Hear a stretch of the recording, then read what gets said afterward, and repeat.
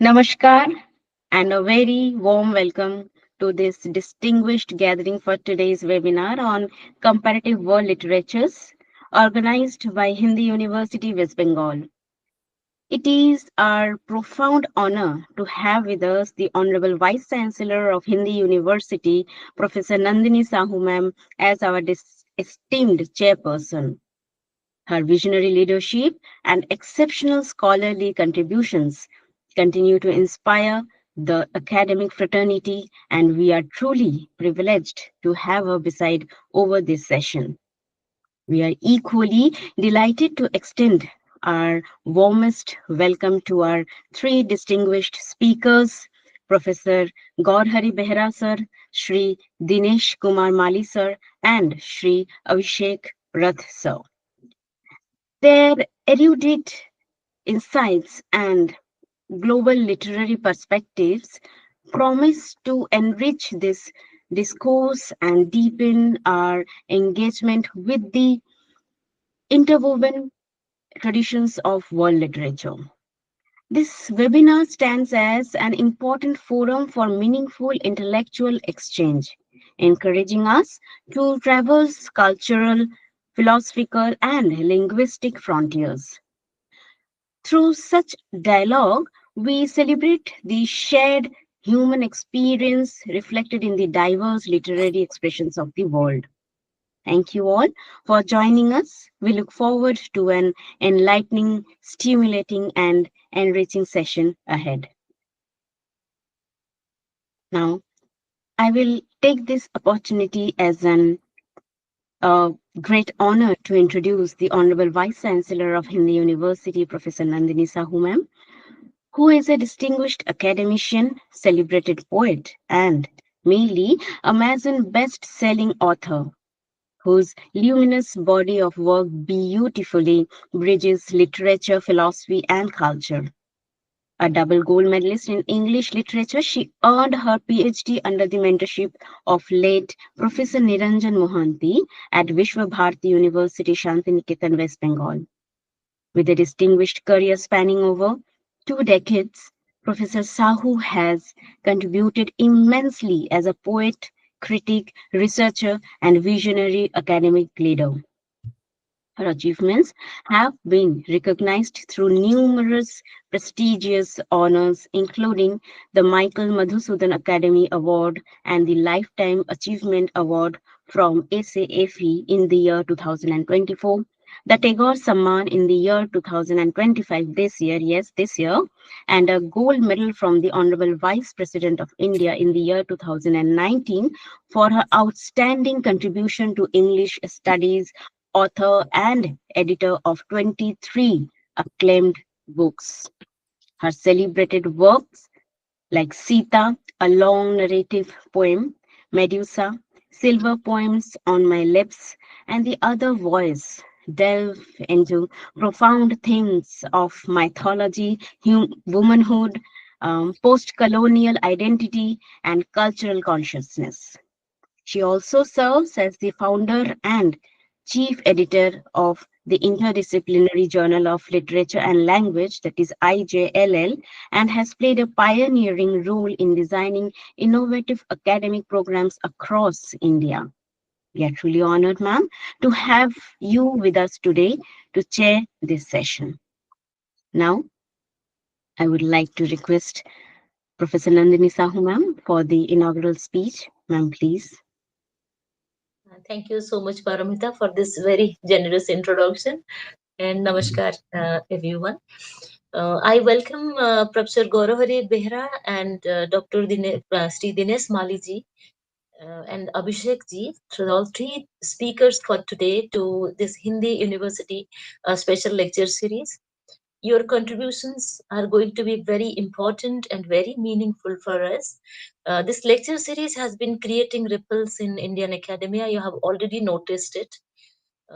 More than 60 speakers have spoken for us from outside and in the university. Few of my colleagues have also spoken. I think I'm the only one who not to cover one of the lectures till date. Probably I should do Paramita should also invite me to take one lecture. Though I have introduced the series, but I have the privilege of listening to all of you, and I'm enriched by that. This lecture series we started in the month of January when I joined as the Vice Chancellor. We had a brainstorming session with our faculty members that we should do something new, something very, very interdisciplinary and transdisciplinary. As of now, we have four disciplines in Hindi University. We have history. The scholars are doing good work on history, historiography, ethnomusicology, cultural studies, and all of that. And we have a department of political science. They are working on political science and public administration. They're trying to connect that to, international relations. And then we have the Department of History and another department of for Translation Studies, both MA programs. Hindi and Translation Studies. And Hindi department is doing very well. Every time the seats are full, we advertise, and within a couple of days, the Hindi department is the first one where the seats are taken in the first 2 days. But yes, this year our admissions were very, very good. Almost all the seats are filled out. And we have introduced Hindi University Journal of Interdisciplinary Studies as well, apart from this important lecture series, where eminent scholars like you, all of you, have been contributing. I'm so grateful that nobody declines my invitation. You all have been very happily, very generously contributing your hard earned research into our lecture series. You are enriching us. You are doing some kind of civilizational work for us because we are putting you in our YouTube channel, and we are very, very smart to use your lectures as a part of India University teaching as well. So thanks a lot to all my scholars and particularly to the three speakers for today. The first issue of Hujis, Hindi University Journal of Interdisciplinary Studies, is ready. Yesterday we did the final proofs, July to December, the first issue. We are going to launch it in the month of January. I think we will do a big time journal launch as well, where we will invite all of you to join online. And About my association with the three speakers for today, I would like to put it on record that I have deep and engaging association with all three of them in unique ways. With Professor Gourhari Behera, who I won't shy away from calling one of the most important scholars in English studies in the country, who emphasizes on canonical studies. At the same time, he does a lot of work on alternative research areas as well, like storytelling, just now we were discussing, and graphic literature. And then, even on Indian knowledge systems, he did a series of lectures on Indian knowledge systems, where I was one of his speakers. I met him in a very important meeting of Government of India, where we were designing the syllabus and the work for some very important exam, which I, of course, should not divulge here. But during those 6 to 7 days, I had noticed his commitment to work, the kind of work he would do, just looking at his work without any kind of disturbances, any kind of diversions. He used to do his work, and that was very, very impressive.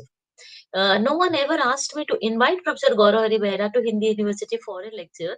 He was rather my discovery because of his commitment to work.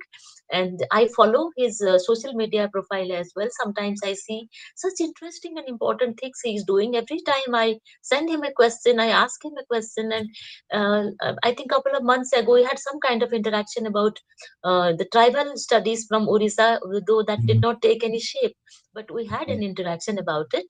So, Professor Gaurav Rivera, today your topic lecture, the topic of your lecture is going to be beyond English towards a pluriversal world literature.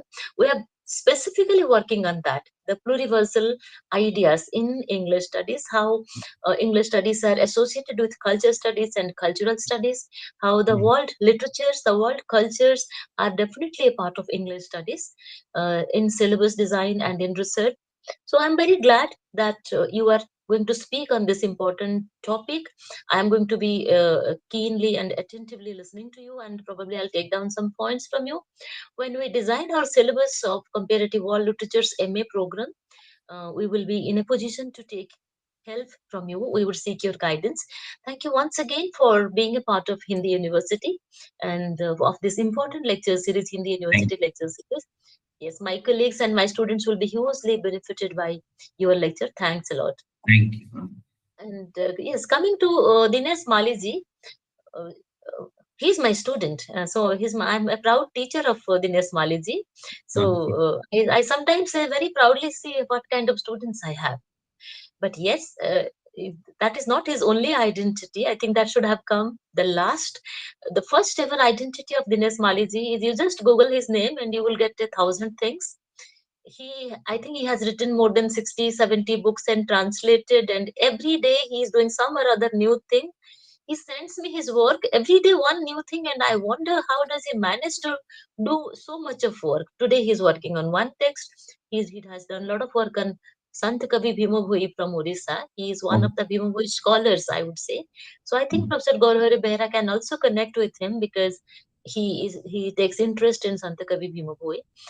Stutis Chintamani, the book was released last week. He has translated, he has written a long introduction. Whenever he translates anybody's book, you have to look at the introduction. The introduction is a critical writing, it is as good as an independent book in itself. Introductions are usually more than 100, pages. So mm, I tell him, how you write so much of introduction, the author, where is the author? But yes, he maintains that. He maintains the balance between transliteration, transcreation, translation, and research. So I do not have a single word to define Dinesh Maliji. I can't say he is a researcher or he is a scholar or he is a translator or a writer. Rather, Paramita should introduce that. I give that major responsibility to her. My deep association of Dinesh Maliji has also another dimension. He has contributed substantially to two of the programs that I launched from my parent institution, Indira Gandhi National Open University. He has written chapters for MA in Folklore and Culture Studies, very important chapters. He has talked about tribal studies from Orissa, and then he will talk a little bit more about that. And mm. now I designed one more course on Indian knowledge systems and Hindu studies. I had shared the syllabus with you, Professor Gauravhari. So Dinesh ji has also contributed one or two chapters to that very Ach- important course. Yes, so he wears many colored hats. I think he's from his lecture he will know what all he's doing, and I don't have the audacity to talk much about him. Dinesh ji, welcome. And I'm proud of you. I am your proud teacher. We are looking forward to listening to you. And in future, you being a writer and a translator in Hindi, you translate between Hindi, Odia, and English. My colleagues will certainly get in touch with you for their own research and our syllabus design. And yes, and I'm so glad to have you. Then has he joined? Abhishek ji has joined. Okay, Yes, welcome, yes. Avishek ji. We are so happy to have. Yes, he is here. So we can't see you, so I was wondering where are you. So I welcome Abhishek ji as well. He is a translator, a writer, and a critic. He deals with Sahitya Academy, Eastern India region. He's doing so many programs. Every second day, he does one important program. He coordinates with people. He reads their research. He associates important and good people, good researchers in Eastern India region, Sahitya Academy. And Sahitya Academy being one of the most eminent bodies of Indian academia, Abhishek ji's contribution to Sahitya Academy and subsequently his contribution to Eastern India is seminal. And we are happy and proud to have him. He's a very humble person. He's a people's person indeed. When I see any program, recently Sahitya Academy was doing this award ceremony in Calcutta, and he was the key person. Every awardee was connecting with him. Then he was helping each one of them. Professor Anishur Rehman was there, so he called me, "Are you coming?" I said, "Yes, Abhishek has invited me. I have to go." And of course, you are coming, so I must go there. And I met only two of them, Abhishek ji and Anishur Rehman ji. I could not meet anyone else because of my busy schedule. So Abhishek Th- is doing excellent Thank you. work, eminent work. Thanks, Abhishek, and welcome to Thank Hindi thank you, University. ma'am. Your Actually, the camera is contribution. not working. Actually, the Oh, camera is okay. there is some problem in the camera. It's that's why it wasn't working. But I'm online. Thank Okay, you, okay, ma'am. okay. Thank So you. probably you can ask someone to switch on your camera. We would also like to see you, isn't it? Yeah, We of would course, like of to course, see your bright of, face. So we of course. welcome you on this bright morning. Your two other scholars are with you. So please, Paramita, Thank you. continue with their lectures. First, introduce. Yes, we can see you now. Thank you. So, Paramita, please formally introduce them, welcome them. Then I would listen to their lectures. After that, maybe I'll be in a position to ask a few questions if they permit. Thank you and welcome all three of you. Namaskar. Thank you.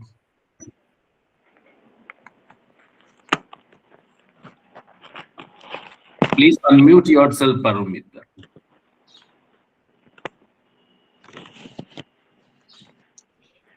Thank you. Now, I must say it is my great pleasure to introduce today's first speaker, Professor Gourhari Behera sir, who is a professor in the Department of English at Din Dayal Upadhyay Gorakhpur University, India, with more than 27 years of teaching experience. An alumnus of Jawaharlal Nehru University, New Delhi, he specializes in disability studies, environmental humanity, and health humanities.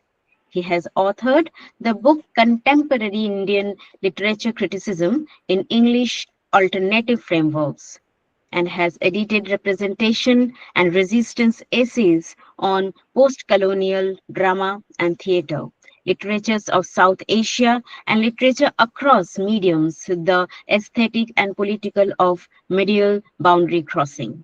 Now, without any delay, I would like to request Professor Gourhari Behera sir for his very enlightening lecture. Sir, please. Thank you. At the outset, I thank Professor Nandini Sahu, Vice Chancellor of Hindi University, for having invited me for this webinar. And we had met 5-6 months back in Calcutta, and we had 3 days we were busy actually doing some work, and I think that was the springboard that actually culminated today. Thank you very much, madam, for inviting me, and Mr. Dinesh Maliji, Avishek ji, Paromita, and others who are associated with Hindi University. Today is a very important day in the sense that we are gathered here also to celebrate. Today is what the government of India 3 years back designated is as Bharatiya Bhasha Utsav. That is to a day which is dedicated to honoring the extraordinary linguistic diversity of India. This is actually the birthday of the great poet Subramaniam Bharati. And we also have a program today at our university also, Bharatiya Bhasha Utsav. And so this day is very important for us to actually, and this webinar also, because today is Bharatiya Bhasha Utsav Day. And you see, as I said, that the extraordinary linguistic diversity of India, which our bhashas, as G.N. Devi would say, our scripts, our oral traditions and creative imaginations in many tongues. So on this occasion, what I want to do is that I want to reflect on a question that concerns not only me, but concerns all of us who live, who write, who teach, who translate, or who think through language and literature. So the question that actually that concerns us all is that what does comparative world literature mean when we take Indian languages seriously, not as mere regional languages, but as full equal participants in world literary conversations.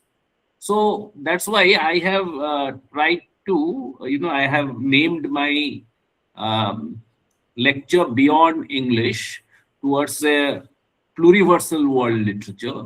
I will explore how comparative world literature can move away from a very narrow English-dominated model, and instead it can embrace a plurilingual decolonial vision in which Indian languages play a very central role.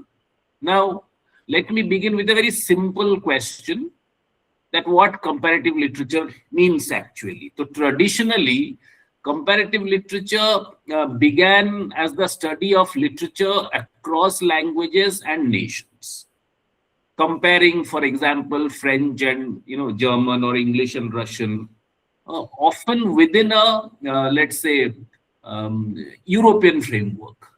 Now later, what happens is that the term world literature was used to describe texts that actually travel beyond their culture of origin through translation, through circulation, and reception across borders.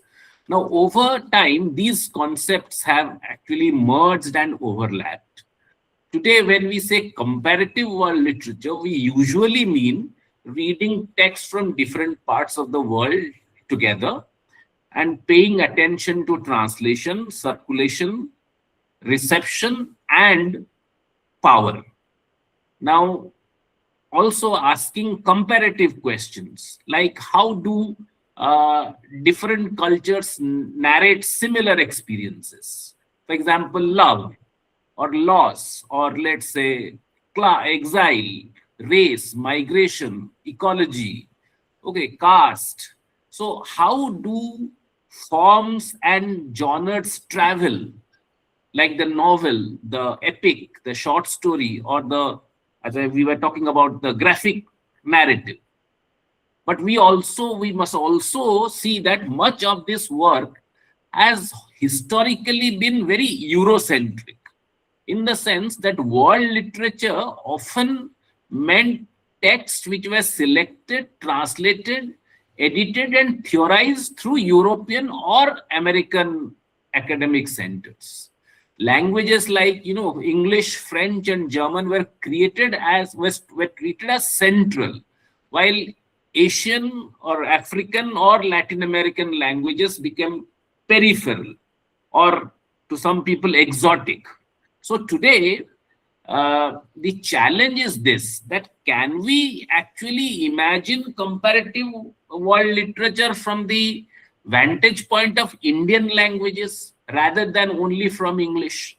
So that leads us to, let's say, a different line altogether, from Eurocentric world literature to pluriversal worlds.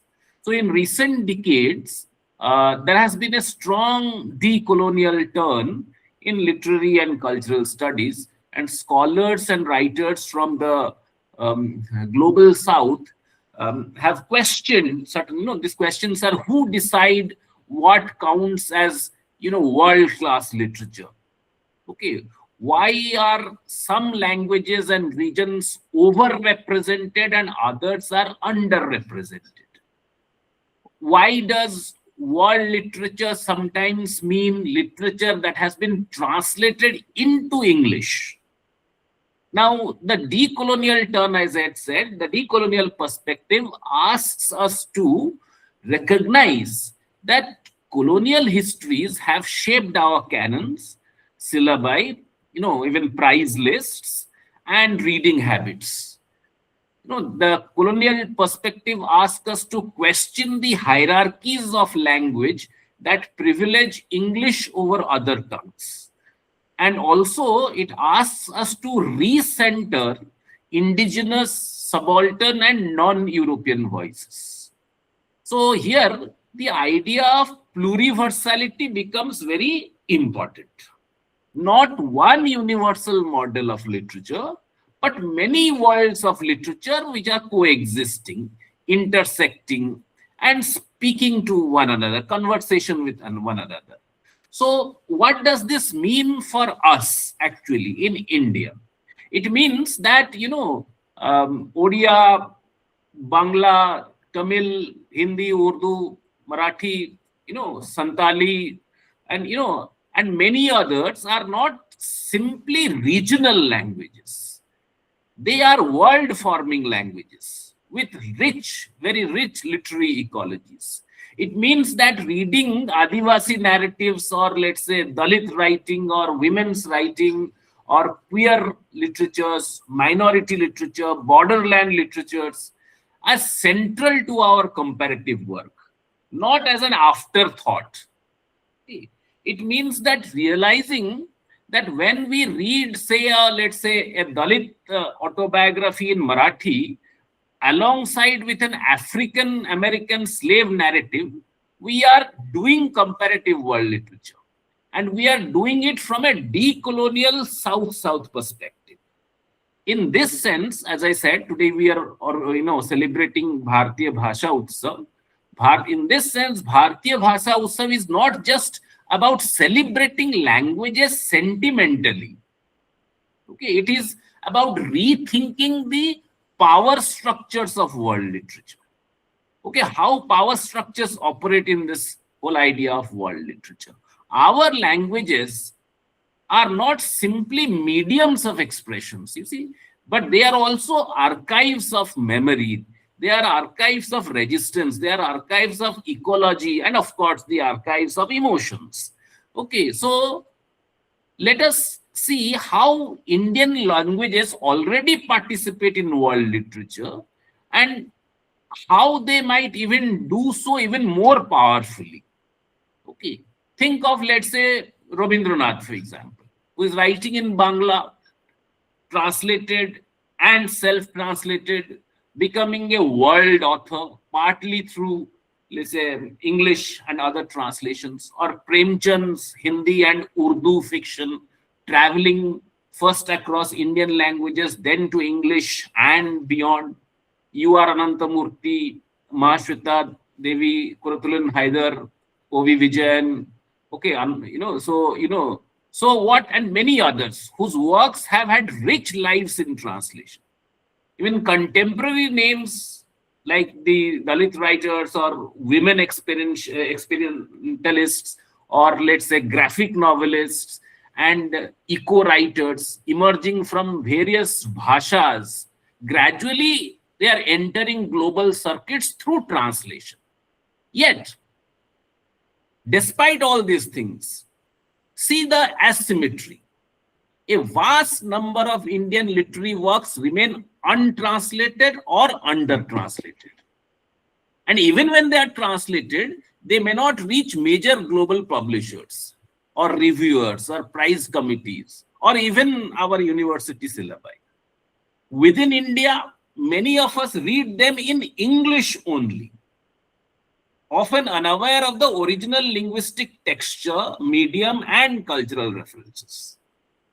Okay. So we can say that Indian literature are worldly in their themes and forms, but not always, visible in the current configuration of world literature. So that is here. This is where comparative world literature from India can intervene in this discourse. How? By curating alternative reading lists where bhasha texts are central, not marginal. For example, when we let's say prepare a syllabi or a course on world literature, we usually begin with Homer first. Okay, or let's say you think. So what we need to actually curate alternative reading lists where bhasha's texts are central, they are not marginal. Second, by comparing Indian language texts with each other, not only with English or European texts, and by reading parallel histories of modernity. How does, let's say, partition appear in Punjabi, Bangla, Urdu, Hindi, Sindhi, and all these things? How is, let's say, how are migration, urbanization, ecological crisis imagined across, regions? How is, let's say, caste narrated differently in Tamil, Marathi, Kannada, and Malayalam? Okay, so in each of these comparisons, actually we foreground Indian linguistic multiplicity as the starting point of our idea of world, that is world literature world. Okay, so starting point, we foregrounded Indian linguistic multiplicity. That is where we actually need to intervene rather than just imitate a world literature syllabi, okay, which has a very European slant, in the sense that we have to I go to meetings, and when I say that, classical literature, we should begin with Homer. Why Homer? Okay, in that sense. Okay, or let's say modernity, for example, we begin with, Baudelaire, for example. So why Baudelaire? Okay, so we need to actually center our Indian linguistic multiplicity and then go beyond that. That is what my understanding of comparative world literature from India would look like. Okay, so to move beyond English actually does not mean that we actually reject English. No, it means we decenter English and make space for, let's say, multilingual comparatism. Okay, so here translation becomes absolutely crucial. Okay, the late Professor Avishek Kumar Singh, he told me once that, in India, it is a sin to have single language departments. You cannot have single language departments.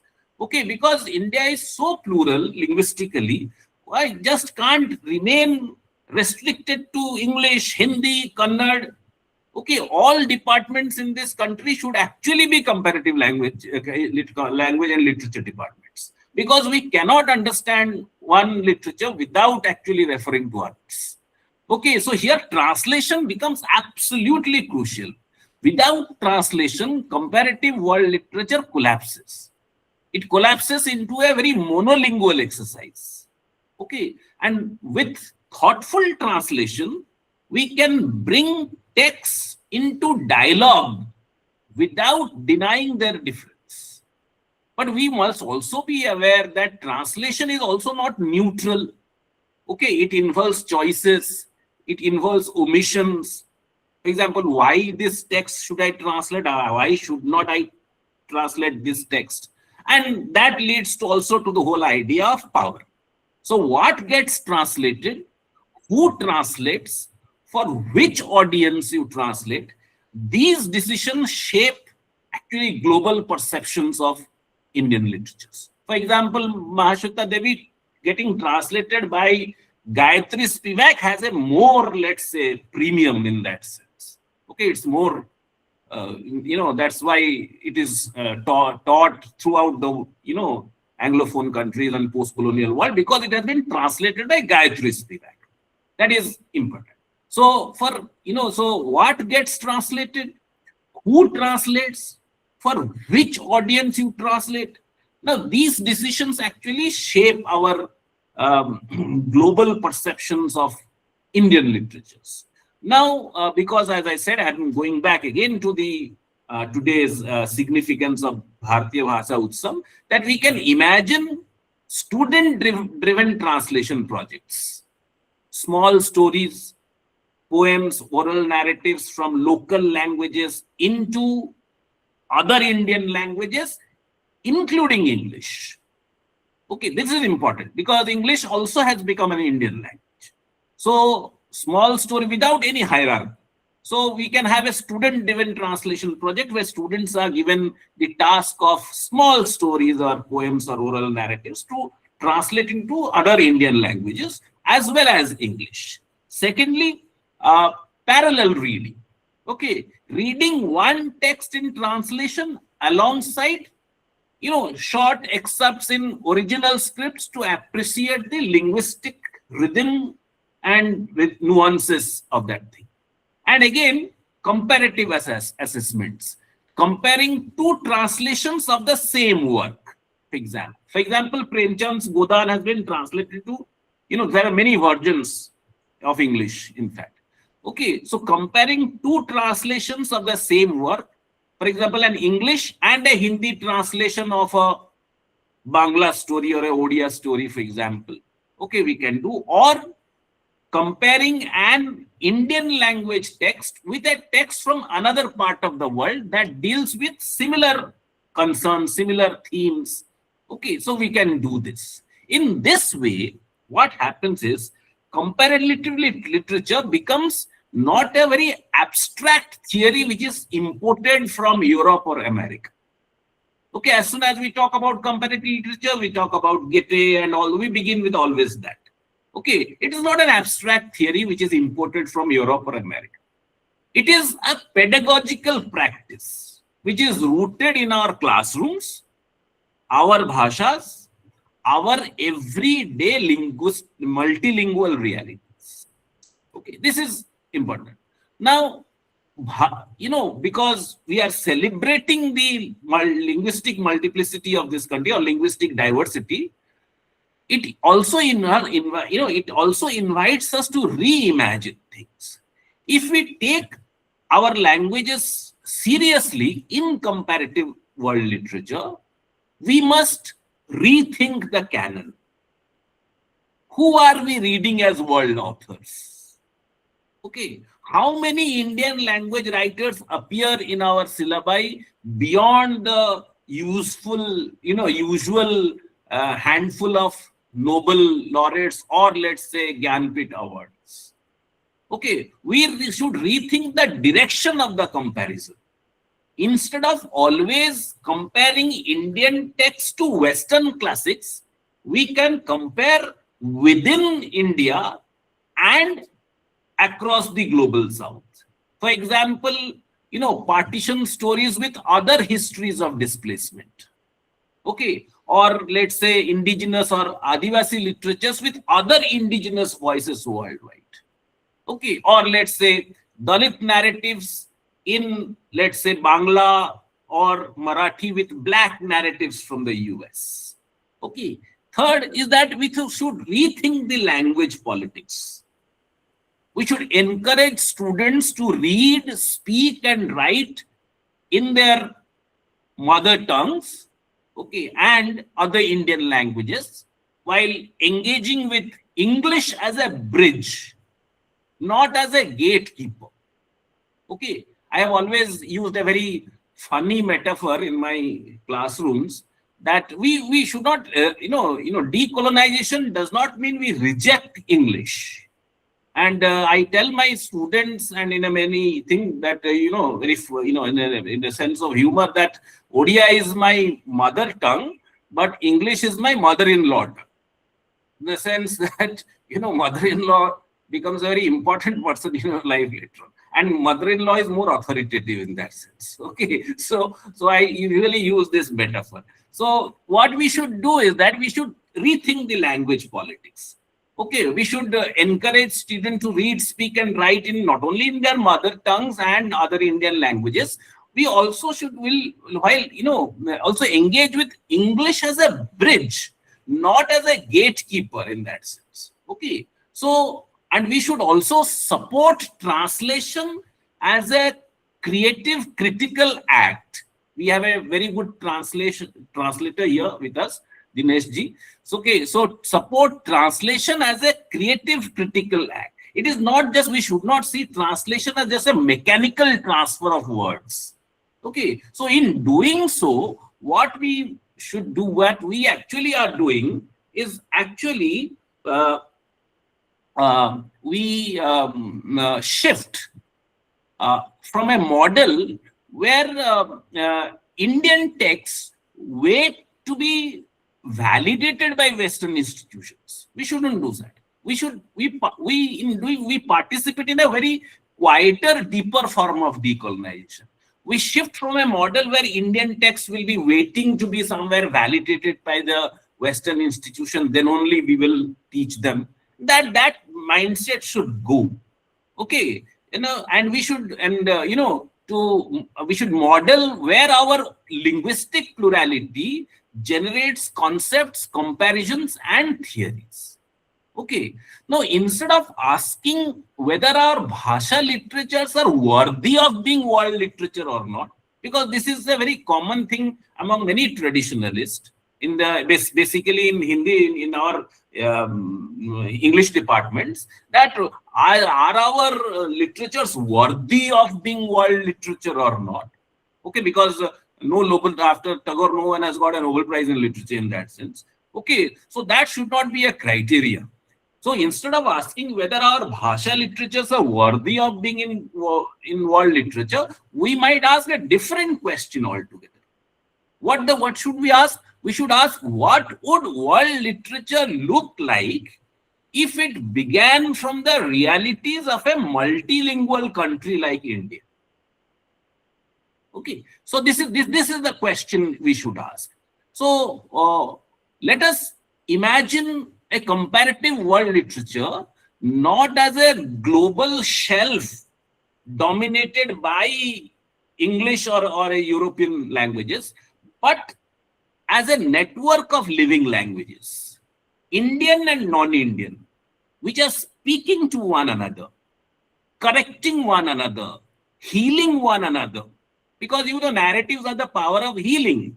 So healing one another and dreaming new futures together.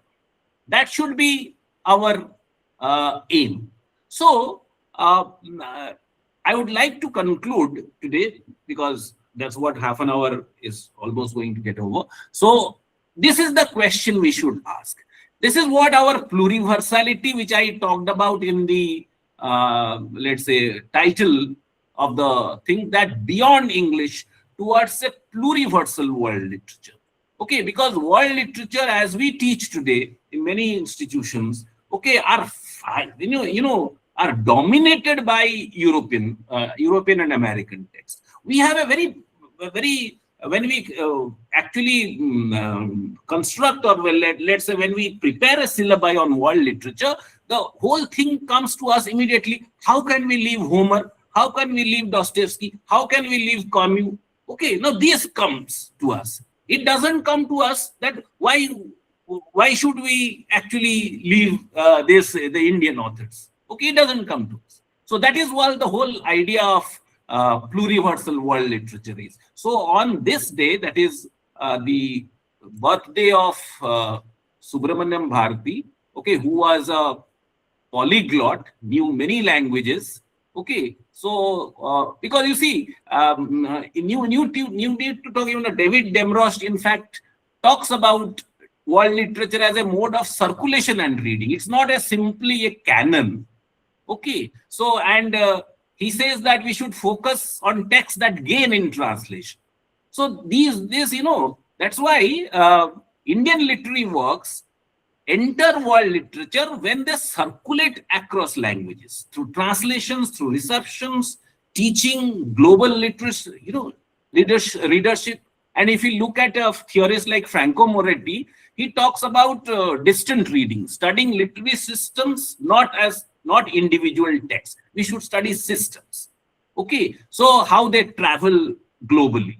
Okay, so this will be helpful for discussing comparative forms of the bhashas. So as I already said, that let us imagine a comparative world literature not as a global shelf, let's say, of by English writers or European writers, but as a network of living languages, both Indian and non-Indian, talking to each other, conversing with one another, okay, correcting one another, dreaming new futures together. That is what the future of what comparative world literature would look like.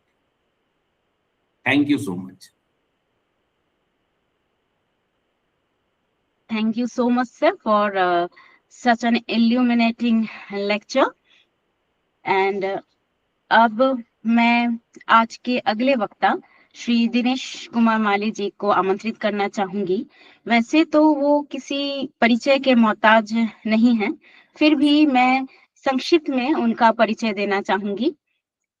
Prayagraj की विश्व हिंदी साहित्य सेवा संस्थान जैसी प्रतिष्ठित साहित्यिक संस्था से साहित्य रत्न की मानद उपाधि और हिंदी साहित्य अकादमी गुजरात द्वारा साहित्य अलंकार की मानद उपाधि से विभूषित दिनेश कुमार माली सर को हिंदी के शीर्षस्थ कवि उद्भ्रांत की महत्वपूर्ण काव्य कृतियों त्रेता, राधा माधव, अनाद्य सुक्त और रुद्रावतार पर केंद्रित अपने आलोचना ग्रंथों के लिए राजस्थान साहित्य अकादमी से डॉक्टर देवराज उपाध्याय आलोचना पुरस्कार जैसे महत्वपूर्ण सम्मानों के अतिरिक्त जबलपुर, रायपुर, लखनऊ, कुरुक्षेत्र, प्रयागराज, जयपुर, उदयपुर, भुवनेश्वर, कटक आदि अनेक साहित्यिक संस्थानों द्वारा पुरस्कृत किया गया है। नेशनल बुक ट्रस्ट, साहित्य अकादमी और राजपाल एंड सन्स जैसे प्रतिष्ठित प्रकाशकों से प्रकाशित आपकी कृतियां देश विदेश में बहुचर्चित रही हैं। अर्धशताधिक कृतियों में 31 कृतियां उड़िया और अंग्रेजी से हिंदी अनुवाद और 25 से अधिक मौलिक कृतियां हैं, जिसमें यात्रा संस्मरण, आलेख संग्रह, समीक्षा, साक्षात्कार, आलोचना, उपन्यास भी शामिल है। पद्मश्री हलधर नाग पर लिखे उनके आलेखों पर प्रोफेसर नंदिनी साहू मैम के मार्गदर्शन में बने इग्नू MA के पाठ्यक्रम में शामिल किया गया है। और दिनेश माली जी हिंदी विश्वविद्यालय हावड़ा की हमारी माननीय कुलपति महोदया प्रोफेसर नंदिनी साहू जी के अंग्रेजी काव्य सीता के हिंदी अनुवाद पर पौंडीचेरी विश्वविद्यालय द्वारा अंतर्राष्ट्रीय संगोष्ठी में आधिकारिक विद्वानों के आलेखों का संग्रह सीता विमर्श अभी कुछ ही हाल ही में प्रकाशित हुई है। इसके अतिरिक्त प्रोफेसर नंदिनी साहू मैम की कविताओं पर नंदिनी साहू का काव्य संसार एवं कहानियों पर नंदिनी साहू की चुनिंदा कहानियां शीर्षक से कहानियां भी उनकी प्रकाशित हुई है। अब मैं विलंब न करते हुए श्री दिनेश कुमार माली जी से अनुरोध करूंगी कि कृपया वे अपने वक्तव्य प्रस्तुत करें। Sir please. बहुत बहुत धन्यवाद परमिता जी। परम आदरणीय कुलपति महोदया प्रोफेसर नंदिनी साहू जी, प्रोफेसर गौरहरी बेहरा साहब, अभिषेक रथ जी और नेट से जुड़े हुए सभी श्रोताओं को मैं अपना हार्दिक अभिनंदन ज्ञापन करता हूँ, धन्यवाद देता हूँ। आपने मुझे ये अवसर प्रदान किया, उसके लिए भी शुक्रगुजार हूँ। ये मेरे लिए बड़े गर्व की बात है कि कुलपति महोदया मेरी गुरु रही है और उन्हीं के मार्गदर्शन में मैंने ये सीता का हिंदी अनुवाद किया था। चूंकि सर ने तो अभी बहुत सारे अनुवाद की सार्थकता और वैश्विक परिदृश्य में भारतीय भाषाओं की स्थिति के बारे में दृष्टिपात किया, और हम चूंकि प्रैक्टिकल है, हम थ्योरी से दूर अपने कार्य करते हैं, उस कार्य को मैं आपके समक्ष रखना चाहूंगा कि मेरे अनुभव अनुवाद के क्षेत्र में बहुत पुराने हैं, लेकिन मैं यहाँ एक केस स्टडी के रूप में केवल सीता को प्रस्तुत करने जा रहा हूँ। मेरे पास 2 सीता है। एक अंग्रेजी की सीता है जहाँ प्रोफेसर नंदिनी साहू ने केवल एक पोएम लिखा है, सीता एक पोएम, और मैंने सीता एक महाकाव्य लिखा। उसमें एक कार्य यही था कि उनकी भाषा उदात्त भाषा है, उदात्त चरित्र है और एक सोशल मोबिलिटी है, सामाजिक चेतना है। और सामाजिक चेतना के जो सारे महाकाव्य के जितने भी ये जो कसौटी होती है, उस कसौटी पे खरी उतरती है। इस हिसाब से इनको महाकाव्य की दर्जा दिया जाना चाहिए था, और उन्होंने केवल पोइम लिखा, इनकी मानता है। लेकिन मेरी भी ये मानता है कि मैंने उसको महाकाव्य की सीरीज में हिंदी वर्ग में स्थापित किया है। और इसकी ये सीता जो कविता है, इसकी जो भूमिका है, उन्होंने भूमिका में 2 शब्दों से शुरू की थी कि हर मानव के अंदर 2 गुण होते हैं, एक फॉरगेट और एक फॉरगिव। तो 2, एक मैथ्यू आर्नोल्ड का कथन है और दूसरा इयान हैकिंग का कथन है कि we forget because we must and not because we will. ये मैथ्यू आर्नोल्ड का है। और इयान हैकिंग का वर्ड है कि one feature of the modern sensibility is the idea that what has been forgotten is what forms our character, our personality and our soul. तो उन्होंने कहा कि जब मानव के 2 गुण हैं, भूलना और क्षमा करना, और इन्हीं 2 सीता के 2 गुणों का कई आलोचकों ने मिस इंटरप्रिटेट किया, और इस वजह से सीता को जो सती प्रथा या जौहर या वरदेहन या दहेज प्रताड़ना के कारण एक आइकॉन के रूप में भारत में स्थापित हुआ, उनकी उस इमेज का उन्होंने खंडन किया है। और हमारे जो वरिष्ठ आलोचक है, वरिष्ठ अनुवादक है प्रोफेसर तिप्पे स्वामी साहब ने इसकी भूमिका में इस बात का उल्लेख किया है कि 300 से ज्यादा अगर रामायण लिखी गई, उसमें से अधिक पुरुष रचनाकार है, स्त्री रचनाकार केवल 1 या 2 है। एक तमिल वाली, एक बंगाल में चंद्रावती और तेलुगु में माओ। उनके अलावा किसी भी स्त्री रचनाकार ने सीता विमर्श को, सीता के दृष्टिकोण से उनके अंतर्द्वंद को नहीं लिखा है। तो पहली एक रचनाकार के रूप में तिप्पे स्वामी साहब इन्हें देखते हैं। वे लिखते हैं कि डॉक्टर नंदिनी साहू एकमात्र आधुनिक समय की पहली ऐसी कवयित्री है जिन्होंने महिला होने के नाते एक महिला के दृष्टिकोण से त्रेता युगीन सीता के जीवन के हर पहलू को बारीकी से झांकने का प्रयास किया है, और तत्कालीन समाज को अनेक कुरीतियों पर प्रकाश डालने से वह पीछे नहीं रही है। चाहे वो स्वयंवर की बात हो, जैसी कुप्रथा हो, या पितृ सत्तात्मक समाज में सीता जैसी महारानी को जैसे दुर्दिन देखने पड़ते हैं, उनके बारे में भी उन्होंने अपनी बातें रखी है। और उन्होंने जो लिखा है कि इतनी सारी रामायण जब लिखी गई, 300 से ज्यादा, हिंदी में कम से कम 11 रामायण मिलेगी, मराठी में 8, बंगला में 25, तमिल में महाकवि कालिदास, भास, भट्ट, परवेट सेन, चमेंद्र, भवभूति, चंद्रशेखर, कुमार दास, विश्वनाथ, सोमदेव, गुंडत, नारद, लोमेश, मैथिली शरण गुप्त, केशवदास, गुरु गोविंद सिंह, समर्थ गुरु रामदास, तुकाराम महाराज। उनके अलावा भी बहुत सारी आप देखें, आर्ष रामायण, अद्भुत रामायण, कीर्तिवास रामायण, बिलंका रामायण, मैथिली रामायण, सर्वार्थ रामायण, तत्वार्थ रामायण, प्रेम रामायण, संजीवनी रामायण, उत्तर रामचरितमानस, रघुवंशम, प्रतिमा नाटकम, कंब रामायण, भूषुंडी रामायण, अध्यात्म रामायण, राधेश्याम रामायण, श्री राघवेंद्र चरित्रम, मनंत्र रामायण, योग वशिष्ठ रामायण, हनुमाष्टकम, आनंद रामायण, अभिषेक नाटकम, जानकी हरणम, खूब सारे। विदेशों में भी बहुत सारी रामायण है। तुर्किस्तान में खोतानी रामायण, इंडोनेशिया की कॉकबिन रामायण, जावा की श्रेत राम, श्री राम, राम के लिंगम, इंडो चाइना की राम कीर्ति, खमेर रामायण, बर्मा की युतो की रामायण, थाईलैंड की राम की रामचरित्र। सभी रामायण को अगर आप देखते हैं तो सभी में एक पुरुषवादी विचारधारा वर्चस्व उसमें साफ झलकता है। पहली बार उन्होंने प्रोफेसर नंदिनी साहू मैडम ने इस प्रयास किया कि सीता की दृष्टि से उन्होंने देखा है। सीता के बारे में जो अपने प्रीफेस में लिखती है कि वह वेदवती थी और विष्णु की तपस्या, विष्णु को पाने के लिए तपस्या कर रही थी। रावण ने उनका सील भंग कर दिया तो उन्होंने फिर आत्महत्या कर ली और नए जन्म में सीता बन करके उभर के सामने आई। और सीता के उन्होंने हर कॉन्टेस्ट में सीता को अलग अलग रूप में देखा है कि वो भारत में हर विश्व की हर नारी के अंदर सीतापन के गुण दिखती है। और वो लिखती भी एक नया उन्होंने लिखा है कि एक इको फेमिनिज्म, एक सीता ऐसी पहली नारी थी जो पर्यावरण से, प्रकृति से प्रेम करती थी। और वो दृष्टिकोण उनका ऐसा था, अहिंसावादी था। राम से वो विद्रोह करती है। राम जब उनको जब वन जा रहे हैं तो राम कहते तुम यहीं रुक जाओ और मैं जाके आ जाऊंगा। तुम तो नहीं, बोला मैं नहीं, तुम्हारे साथ जाऊंगी और वहां पे साथ रहूंगी, जितने भी सुख दुख है हम सब साथ मिलके देखेंगे। तो वहां से उनका विद्रोह की भावना शुरू हो जाती है। और जब निर्वासन के बाद जब अग्नि परीक्षा के समय आती है और अग्नि परीक्षा के लिए वो पहले विद्रोह करती है और लेकिन बाद में अग्नि परीक्षा दे देती है, उसके बाद राम से ऐसे सवाल करती है कि आपकी आंखों से आंसू आ जाएगा। वो 16वां सर्ग आप देखेंगे तो बहुत ही मार्मिक सर्ग है। वो पढ़ते पढ़ते आंख में आंसू जाते हैं। दूसरे निर्वासन के समय में भी वह विद्रोह करती है, लेकिन सारे विद्रोह उनका अहिंसात्मक होता है। महात्मा गांधी उन्होंने सच्चे सत्याग्रही के रूप में प्रस्तुत करते हैं। सांस्कृतिक मूल्य, उपनिवेशवाद के खिलाफ अगर जन आंदोलन शुरू करने में सीता को ये सामने रखते हैं। तो उन्होंने अपनी पृष्ठभूमि में लिखा है कि दादी माँ से जब मैं राम की कहानियां सुनती थी प्रथम निर्वासन के बारे में, और जब द्वितीय निर्वासन के बारे में भी जब बताती थी, तो दादी हमेशा बोलती थी राम अच्छे इंसान थे। राम एक पत्नी वर्ता थे। उन्होंने सीता को छोड़ने के बाद शादी नहीं की और यहाँ तक कि जब हवन भी करते थे सोने की सीता बना करके साथ में हवन में भाग लेते थे। तब इनके मन में विद्रोह पैदा हो जाता है कि इस प्रकार का राम जो पत्नी को गर्भावस्था में छोड़ने के बाद भी अगर दादी बोलती है राम अच्छे थे, सीता अच्छी नहीं थी। यहाँ से ही उनके सीता का अंतर्द्वंद शुरू हो जाता है और ये सीता उनके आगे जाकर के सीता काव्य के रूप में, या मेरे हिसाब से सीता माँ काव्य के रूप में परिणित होती है।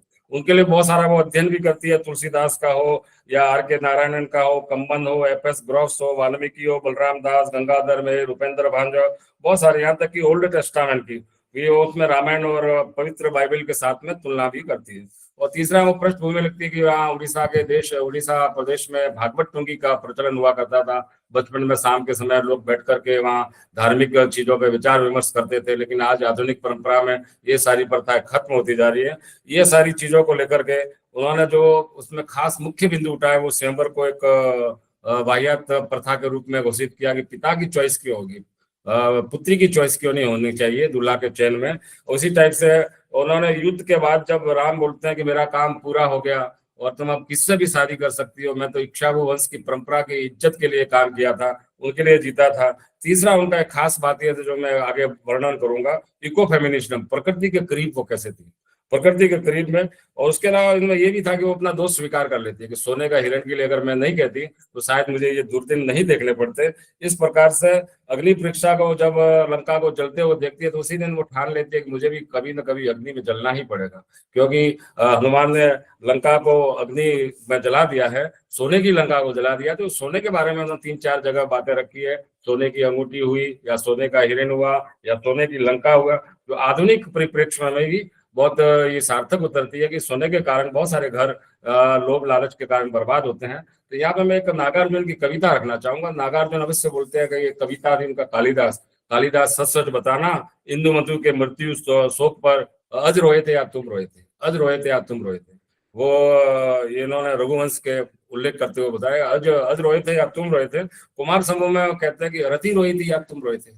और अगर मेघदूत के बारे में रह गए तो पर पीड़ा पूर पूरो थक कर चूर चूरो, अमर धवल गिरी के शिखरों पर फिर तुम सोए थे, रोया यक्ष था कि तुम रोए थे, कालिदास सच सच बताना कौन रोया था, कालिदास सच सच बताना। तो ये नागार्जुन ने उस जमाने में लिखी थी, कालिदास के दुख दर्द को देख करके अगर नागार्जुन जिंदा होते तो प्रोफेसर नंदिनी साहू से अवश्य पूछते कि प्रोफेसर नंदिनी साहू ये बताओ कि सीता लिखते समय सीता रोई थी या तुम रोए थे, सीता रोई थी या तुम रोए थे। इस प्रकार से उन्होंने जो उसके अंदर दुख दर्द लाया है वो केवल एक नारी ही ला सकती है, महिला रचनाकारी ला सकती है, ये स्पष्ट होता है।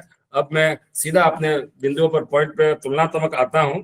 तो खास पॉइंट में उन्होंने जो तिप्पे स्वामी साहब में रखते हैं, जो उन्होंने बात रखी थी आधुनिक समाज के सामने, जो सबके लिए एक सार्थक रूप में सामने आती है, क्या नारी देह में बसते हैं पाप पुण्य है भगवान, या रहते हैं किसी मनुष्य के अंतर्मन। जब रावण उनका हरण करके ले जाता है और राम उनको छोड़ देता है, क्या मैं दोषी अगर रावण ने किया मेरा अपहरण, क्या होगी नारी जिम्मेवार, किसी आकस्मिकता से उसका हुआ कौमार्य भग्न, उसके शरीर का हुआ दर्शन, क्या बदल जाएगा उसका तन मन, क्या प्रेम हो जाएगा विलीन या बदल जाएगा उसका मन, बिना उसकी गलती के क्या नहीं हो सकती कोई दुर्घटना, अगर अनब्याही बेटी पर हुआ आक्रमण, घर वाले कर देंगे उसका निष्कासन, क्या घर वाले कर देंगे उसका निष्कासन, अगर ऐसा पत्नी के साथ हुआ तो क्या कर देना चाहिए निर्वासन।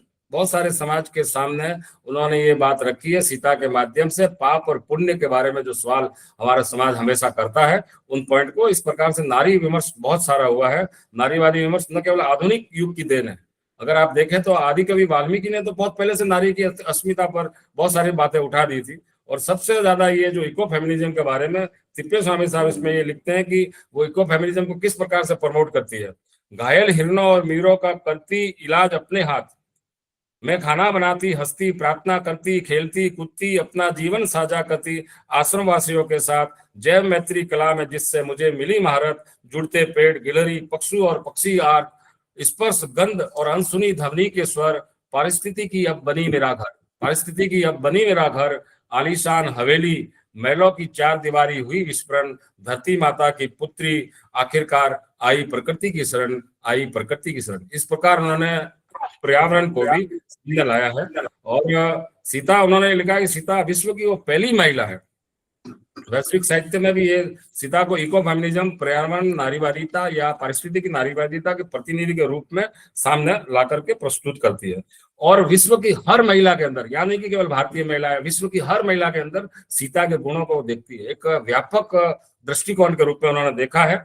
तो वो भी 25वां सर्ग में वो लिखती है एक जगह पे, युग बीते राम से बिछुड़े, युग बीते राम से बिछुड़े पर जारी मेरा शाश्वत एकालाप, होता रहा मेरा जन्म के बाद पुनर्जन्म, हृदय भावनाओं से ओतप्रोत, मगर मेरी सुधा खत्म, मगर मेरी सुधा खत्म, मैंने अपने परमाणुओं को वितरित किया अपने पुनर्जन्म, हर नारी के सीतापन में अनायास सांस लेती सीता, अनायास साथ लेती सीता, मैं मदर टेरेसा, फ्लोरेंस के रूप में फिर से पैदा हुई धरती माता।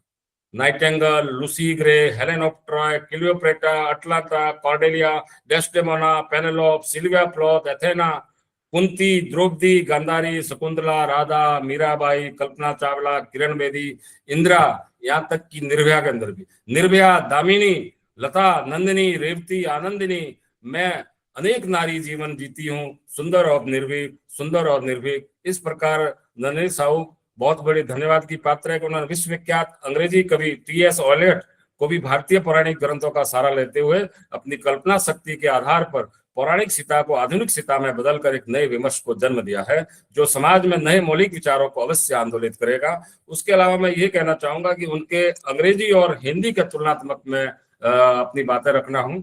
तो उन्होंने जो कहती है कि भगवान शिव ने 1,00,000 श्लोक की रामायण लिखी, हनुमान जी ने 60,000 श्लोक की रामायण लिखी, वाल्मीकि ने 24,000 श्लोक की रामायण लिखी, और फिर धीरे धीरे धीरे श्लोक की मात्राएं कम होती गई। यूरोपियन स्कॉलर नस्लवाद मानते हैं, कोई आर्य और द्रविड़ के बीच की कहानी मानते हैं, कोई उत्तर और दक्षिण के बीच की मानते हैं, कोई वैष्णव और शैव के बीच के मानते हैं, कोई पुजारी और राजा के बीच के संघर्ष की कहानी के रूप में लेते हैं। कुछ स्कॉलर्स को ये इरेशनल भी मानते हैं कि ये गीता, ये रामायण को यहाँ रखना असंगत है, हम आधुनिक पीढ़ियों को रैशनल बनाना चाहते हैं, और ये रामायण हमारे समाज को इरेशनल पैदा करती है। तब बहुत सारे सवाल रामायण को जितना काल से खोजा गया है, बहुत सारी चीजें उसमें प्रस्तुत होती है। पहला रामायण था वाल्मीकि के टाइम में, फिर बौद्ध और जैन परंपराओं से बदलाव हुआ, फिर इस्लाम धर्म का आने के बाद बदलाव हुआ, फिर यूरोपियन और अमेरिकन दृष्टिकोण से डिकंस्ट्रक्शन थ्योरी से अलग अलग रूप में उन्होंने देखा जाने लगा। अब पहली किताब जब उन्होंने 2014 में सीता का जो कविता लिखी तो poetry society of India Gurgaon से प्रकाशित हुई थी, और समय के मांग के अनुरूप त्रेतायुगीन राम राज्य की महिलाओं पर इस काव्य में कवियत्री ने महिला विमर्श पर आधुनिक दृष्टिकोण रखते हुए अनसुईया, कौशल्या, सुमित्रा, केकई, ताड़का, अहिल्या, मंत्रा, श्रुतिकीर्ति, उर्मिला, मांडवी, सीता, सबरी, शूर्पणखा, तारा, सुरसा, लंकिनी, त्रिजटा, मंदोदरी, सुलोचना, धोबिन सभी को एक कैनवास पे लाया है, एक चित्र उकर कर सामाजिक, राजनीतिक, आर्थिक, आध्यात्मिक चेतना के स्वर को, महिलाओं की भूमिका को इस प्रकार से निरपेक्ष भाव से दृष्टि डाली है कि सही अर्थ तक पहुंचने के लिए आपको इस महाकाव्य को कई बार पढ़ना होगा। लेकिन कुछ पात्र अछूते रह गए हैं, जैसे राम की बहन शांता का इसमें उल्लेख नहीं है, शंभुक की जननी, शंभुक की माँ का भी इसमें उल्लेख नहीं है। और दूसरे सर्ग में वो सीता की उत्पत्ति के बारे में लिखती है, जैसे एक कहानी आती है कि मिथिलांचल में अकाल पड़ के सस्य श्यामला उर्वर भूमि बंजर हो गई है, तो राजा जनक को एक रात को विवस्त्र होकर के वहाँ ये हल चलाना पड़ता है, और हल की नोक को शीत कहते हैं। वो नोक जब हल चलाते समय धरती से टकराती है, कुंभ मिलता है, घड़ा मिलता है, और घड़े के अंदर सीता एक लड़की रहती है जो सीता को वो ले लेते हैं, उसका नाम सीता रखते हैं। तो दूसरे सर्ग में वो अंग्रेजी में लिखती है, I am Sita Janak Nandini Janaki, the doting daughter of my father king Janak, I am born in a furrow from the mother earth in the sanctified sacrificial ground. उसका जो मैं अनुवाद किया, जनक नंदनी जानकी मेरा नाम सीता, मैं इकलौती पुत्री राजा जनक मेरे पिता, यज्ञ पूजिता पावन धरती मेरी माता। तो इस प्रकार से हो सकता है कि वो उन्होंने जब सीता को उसमें कुंभ में डाल के छोड़ दिया था, किसी ने तो लोग उसे सामाजिक तिरस्कार के भय से कपड़ों में लपेट कर या मटके में डाल के खुला छोड़ गए होंगे क्या। तो प्रश्न यही उठता है, क्या सीता का जो जन्म था अवांछित था, या संतानहीन महाराज जनक को सीता जैसे अमूल्य कन्या रत्न को धरती माता से प्राप्त कर हर्ष से विभोर होते थे।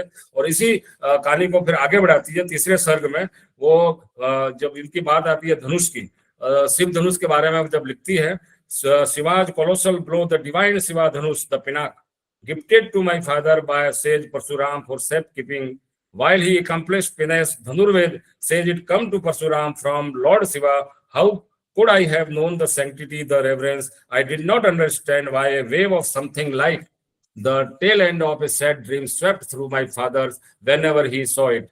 तो इसका अनुवाद मैंने जब किया तो वो लिखा था, पिनाक विशाल दिव्य शिव धनुष जनक को मिला परशुराम से जब वे हुए उनकी तपस्या से खुश, और मिला उन्हें वरदान रखो तुम उसे उचित, तुम रखो उसे सुरक्षित अपने पास। धनुर्वेद में उल्लेखित शिव धनुष ने भगवान शिव ने धनुष परशुराम को दिया, उनके तप पर हो खुश, कैसे होता मुझे उसकी पवित्रता का ज्ञान, पता नहीं क्यों कोई दुस्सप्न धुंधली रेखा बन उभरता मेरे पिता के नयन, जब भी वे करते उसके दर्शन, जब भी वे करते उसके दर्शन। तो इस प्रकार से सीता के जन्म से लेकर के और सीता के वहां तक की कहानी, सीता के धरती माता को समझ आने की कहानी को उन्होंने एक रामायण की पुनरावृत्ति की है, सीता के दृष्टिकोण से देखा है। तो सीता जनकपुर में न केवल नगरवासियों वरन माता पिता के भावाकुल में हृदय में हमेशा बसी रही, शस्त्र संचालन में भी बहुत तेज थी, और जब भी यहाँ तक कि वो घर की सफाई करती है तो शिव धनुष पड़ा से उठा करके साड़ी में रख लेती है। तब इनका एक सवाल उठता है, जब आप इनके बारे में ज्योतिबा फुले का सार्वजनिक सत्य धर्म के बारे में पढ़ते हैं कि जब सीता शिव धनुष को उठा के साइड में रख सकती है, और पिता जब देखता है तो पिता कहता है कि शिव धनुष को उठा के साइड रखते हैं तो कम से कम उनका पति हो जाना चाहिए, वो 9 गुना ताकतवर होना चाहिए, वो उसके पास जितनी सीता में ताकत है, इसलिए वो स्वयंवर इस प्रकार का रच रहे। तब उसमें वो ज्योतिबा फुले 2 बार करके सवाल उठाते हैं कि क्या राक्षस को जब रावण को बुलाया, वो रक्त संस्कृति का प्रतिनिधि था, तब रावण तो राम की जाति का हुआ तभी तो न बुलाया, अगर दूसरी जाति का होता तो वो नहीं बुलाते। जब वो दूसरा सवाल ये भी उठाता है, जब ये रावण उनको लेके चले जाते हैं, अपने कंधे में अपहरण कर देता है, तब सीता जब शिव धनुष उठा सकती है, इतनी ताकतवर है, तो क्या रावण उसको इतना इजीली उठा के जा पाया होगा? ये सब सोचने वाली बात है। तो अलग अलग विचार उसमें सामने आता है। कुछ विचार शूर्पणखा प्रतिशोध भी मानते हैं। अशोक वन में जब सीता को रेप करके, तो छठे सर्ग में वो लिखती है, came Ravan in the sage of austere camouflage, beginning arms at our door, pleaded me to cross the line, and then seized me Ravan, the treacherous. I wailed, shrieking the forest. The Jatayu came to rescue, but in vain. The crime of chaos against all sanctity was done with my abduction. Frailty, thy name is not woman. ये जैसे Shakespeare का कहीं आता है, frailty, thy name is woman, उनका उन्होंने negative किया है। Frailty, thy name is not woman, but I have learned the feeble, fickle mind of a woman, for golden deer become her hydra-headed monster. You had advised me. You have advised me to ignore the deer because nature does not produce animal of gold. Going beyond her, I summoned the wrath of Mother Nature. इसका हिंदी अनुवाद में है, ऋषि वेश में आया रावण हमारे द्वार पर करने भिक्षाटन, रेखा पार करते ही ले गया दशानन। मेरे बचाव को आया जटायु, रावण ने काटे उसके पखेरु। अपराध अपहरण का हुआ मेरू, धोखा तुम्हारा नाम नहीं है नारी, लेकिन मैंने सीखी औरत की कमजोरी। स्वर्ण हिरण ही उसका हरि, हरि मतलब दुश्मन, स्वर्ण हिरण ही उसका हरि। तुमने मुझे कहा था हिरण नहीं हो सकता स्वर्ण, प्रकृति पैदा नहीं करती स्वर्ण धन, करने से उल्लंघन, प्रताड़ित हुआ मेरा जीवन, प्रताड़ित हुआ मेरा जीवन। यहाँ सीता अपनी गलती को स्वीकार भी करती है कि अगर मैं वो लक्ष्मण रेखा पार नहीं करती और सोने के लोभ में नहीं आती, माया मोह में नहीं आती, स्त्री हट नहीं करती, ये विरक्त हो जाती, तो शायद ये दुर्दिन देखने नहीं पड़ते। वो भूल गई थी कि सच्चा सोना तो मिट्टी है, और वन्य जीवन की निर्मम हत्या की इच्छा उसके मन में कैसे पैदा हो गई, जबकि वो राम को शूर्पणखा का नाक काटने या ताड़का को मारने या जंगली जानवर को मारने पर काफी बार उनसे कहती है कि आप ऐसा हिंसा का काम क्यों करते हैं। तो राम कहते हैं मैं तुम्हें छोड़ सकता हूँ, लक्ष्मण को छोड़ सकता हूँ, लेकिन ब्राह्मणों को मेरा दिया हुआ वचन मैं कभी भी नहीं मिटा सकता हूँ, मुझे इन लोगों को मारना पड़ेगा। इस प्रकार से रावण ये राम को समझाने का कोशिश करती है, क्योंकि सीता अहिंसक प्रवृत्ति की है, सीता के अंदर एक गांधीवाद टाइप का विचारधारा भरी पड़ी है। इस प्रकार से वो अगली पंक्तियों में लिखती है कि किस प्रकार से, जैसे रामचरितमानस में आता है कि लंका के अंदर जब उसको अशोक वाटिका में ले जाया जाता है, तो रामचरितमानस के कहते हैं, कनक कोट विचित्र मणिकृत सुंदरतायन तना गना चुहाट हट सुभट चारु पूर्व विधि बना। कनक कोट सोने के परकोटे बने हुए हैं, तो उन्हीं के भावना को यहाँ उन्होंने व्यक्त किया कवियत्री ने। रावण's blazing anger knew no bound to set fire on it till he issued order as Hanuman tail end was ablaze and he was bemused. Ram's glory, Sita's blessing, wind god's inheritance made fire abstain from burning him. He was released. To my utter surprise and amusement, Hanuman leaped like a flash over the minaret, place, monument, mountains, and burning the extravagant golden Lanka, spreading a million spark. After destroying half of Lanka, he dipped. Ravan की भभक उठी क्रोधाग्नि, दिया आदेश सैनिकों को हनुमान की पूंछ में जलाओ वहीन, वहीन का मतलब आग। जैसे ही जली हनुमान की पूंछ वह हुआ खुश, ईश्वर के आशीष से बच गया, आशीष में आश्चर्य और मनोरंजन से अभिभूत गगन में उड़ा हनुमान विद्युत गति करते हुए तुल्य सोने की लंका भस्मीभूत, चारों तरफ आग ही आग, आदि लंका का हुआ नाश, फिर डुबाई जलती पूंछ समुद्र शराब। इस प्रकार से सोने की लंका को भस्म करने के बाद जब सीता देखती है कि ये आग लगी है, तो मेरे जीवन में भी कभी ना कभी ये दिक्कतें आएगी, मुझे लोभ लालच में नहीं पड़ना चाहिए था। और इस प्रकार से वो अपना गलती भी फील करती है, अनुभव भी करती है। और अंत में जब लंका दहन के समय में जब वो समझ गई थी आखिर में मिट्टी को मिलना ही है, तो जब लंका उनको बोलते हैं कि आप अपने अग्नि परीक्षा दो, तो अग्नि परीक्षा के देने के समय वो 2 सवाल राम के समक्ष रखती है। तो वो जवाब जो जैसे मैं पहले किया, do sin and purity lays in the woman's body my lord, और do they inhabit in the one's mind? Had Ravan violated my body when I was marooned in the Lanka, the fault would not have been mine. And shame on you, woman, shame Situ, Phai, arguing with your lord, your master publicly, that too about your body, which belongs to only him. Your body is a private entity. जिसके बारे में मैं पहले ही कह चुका हूँ, क्या नारी देह में बसते हैं पाप पुण्य है भगवान, या रहते किसी मनुष्य के अंतर्मन? क्या मैं दोषी अगर रावण ने किया मेरा अपहरण? क्या होगी मैं नारी जिम्मेदार अगर किसी आकस्मिकता से हुआ कुमार भग्न, उसके शरीर का हुआ दर्शन, क्या बदल जाएगा उसका तन मन? या क्या प्रेम हो जाएगा विलीन, या बदल जाएगा उसका मन? बिना उसकी गलती के क्या नहीं हो सकती कोई दुर्घटना? अगर अनब्याही बेटी पर हुआ आक्रमण, घर वाले देंगे उसका कर देंगे निष्कासन। अगर ऐसा हुआ पत्नी के साथ, तो क्या कर देना चाहिए निष्कासन? तो इस प्रकार से लेकिन एक बात जब वो यहाँ पे लिखती है तो उन्होंने कई जगह पे सीता का मानवीकरण किया है, सीता को देवी न मान करके एक मनुष्य के रूप पे उभार के सामने लाया, लेकिन एक जगह पे वो फिर उनको देवीकरण भी कर देती है। वो देवीकरण करती है, जैसे ही वो दूसरी बार अग्नि परीक्षा के लिए कहती है तो धरती माँ से प्रार्थना करती है, अगर धरती माँ मैं सत्य हूँ तो धरती फट जाए, और भीतर में से एक सिंहासन आता है और सिंहासन के साथ में वो धरती माता के साथ में चली जाती है। ये चूंकि चमत्कार वाली बात है जो अक्सर पाठकों को हजम नहीं होती है, क्योंकि हो सकता है सीता ने पहले से कोई खोदा हुआ कुआं होगा या अंधेरा कुआं होगा, उसमें छलांग लगा दी होगी और सूर्यवंशियों के सामने अनुत्तरित और प्रज्वलित कई सवाल छोड़ दिए, तो आने वाली कई पीढ़ियों तक उनके पास उत्तर देने को नहीं मिलेगा। तो उन्होंने इसमें लिखा था कि the miracle happened, the redemption emanated when I was in the trance of unconditional renunciation, the earth got divided at my feet and a golden throne arose. Mother Earth, the ultimate woman, arose and took me in her lap, and when you and the whole of the Ayodhya was bemused with disbelief, time and tide stood still for a while. जिसका मैं अनुवाद किया था, चमत्कार जब मैं कर रही थी निशर्त आत्म विसर्जन, अचानक मेरे पैरों के नीचे की फटी जमीन और भीतर से पैदा हुआ एक स्वर्ण सिंहासन, धरती माता परम नारी प्रकट हुई बार ले गई मुझे अपनी गोद में बिठाकर भीतर, थम गया हो मानो समय और द्वार, थम गया हो मानो समय और द्वार। तो इस प्रकार से तरह तरह के सवाल जो है ये आप सीता के अंदर मिलेंगे। और पहले सीता को कई नामों से संबोधित भी करती है, Sita, Vaidehi, Janaki, Rama, call her what you may, Sita, Janaki, Vaidehi, Rama, she is a woman, she is every woman, the propagated, interpolated role model. भले ही को उसे सीता, जानकी, वेदेई, रामा, मगर वह रहेगी हमेशा ही वामा, हर महिला में बंद आदर्श का जामा। अब सीता की उत्पत्ति को लेकर के भी उन्होंने बहुत सारी व्याख्या की, खूब सारी रामायण पढ़ी है, तरह तरह की चीजें लाई है। जनकपुर के राजा जनक और राणा सुनैना की दत्तक पुत्री माना जाता है। कई जगह पर जनकपुर सीतामढ़ी नेपाल के पास है, उनका जन्म स्थान है, वहां पे वो जनक और मेनका से भी उत्पत्ति है। रामोख्यान में विमल सूरी का प्रेम में जाएंगे तो पद्म से भी पुत्री मानते हैं। वेदवती का भी सीता के रूप में जन्म लिया माना गया है। अलकापुरी में वैद्य की पुत्री मीनावती है। रावण और मंदोदरी के गर्भ से भी जन्म के रूप में माना गया है, कहीं पद्मावती के रूप में भी जिक्र आता है। तो इस प्रकार से जितनी तरह तरह की आप रामायण पढ़ते हैं उतनी प्रकार के तरह तरह के कंसेप्ट विचारधारा सामने आती है। तो उन्होंने एक जैसे फादर कामिल बुल्के साहब ने राम कथा लिखी और उसमें 256 रामायण को संग्रह करके उन्होंने गद्य के रूप में अपने व्याख्यान में उसमें सब जोड़ा था और अपनी पीएचडी की थी।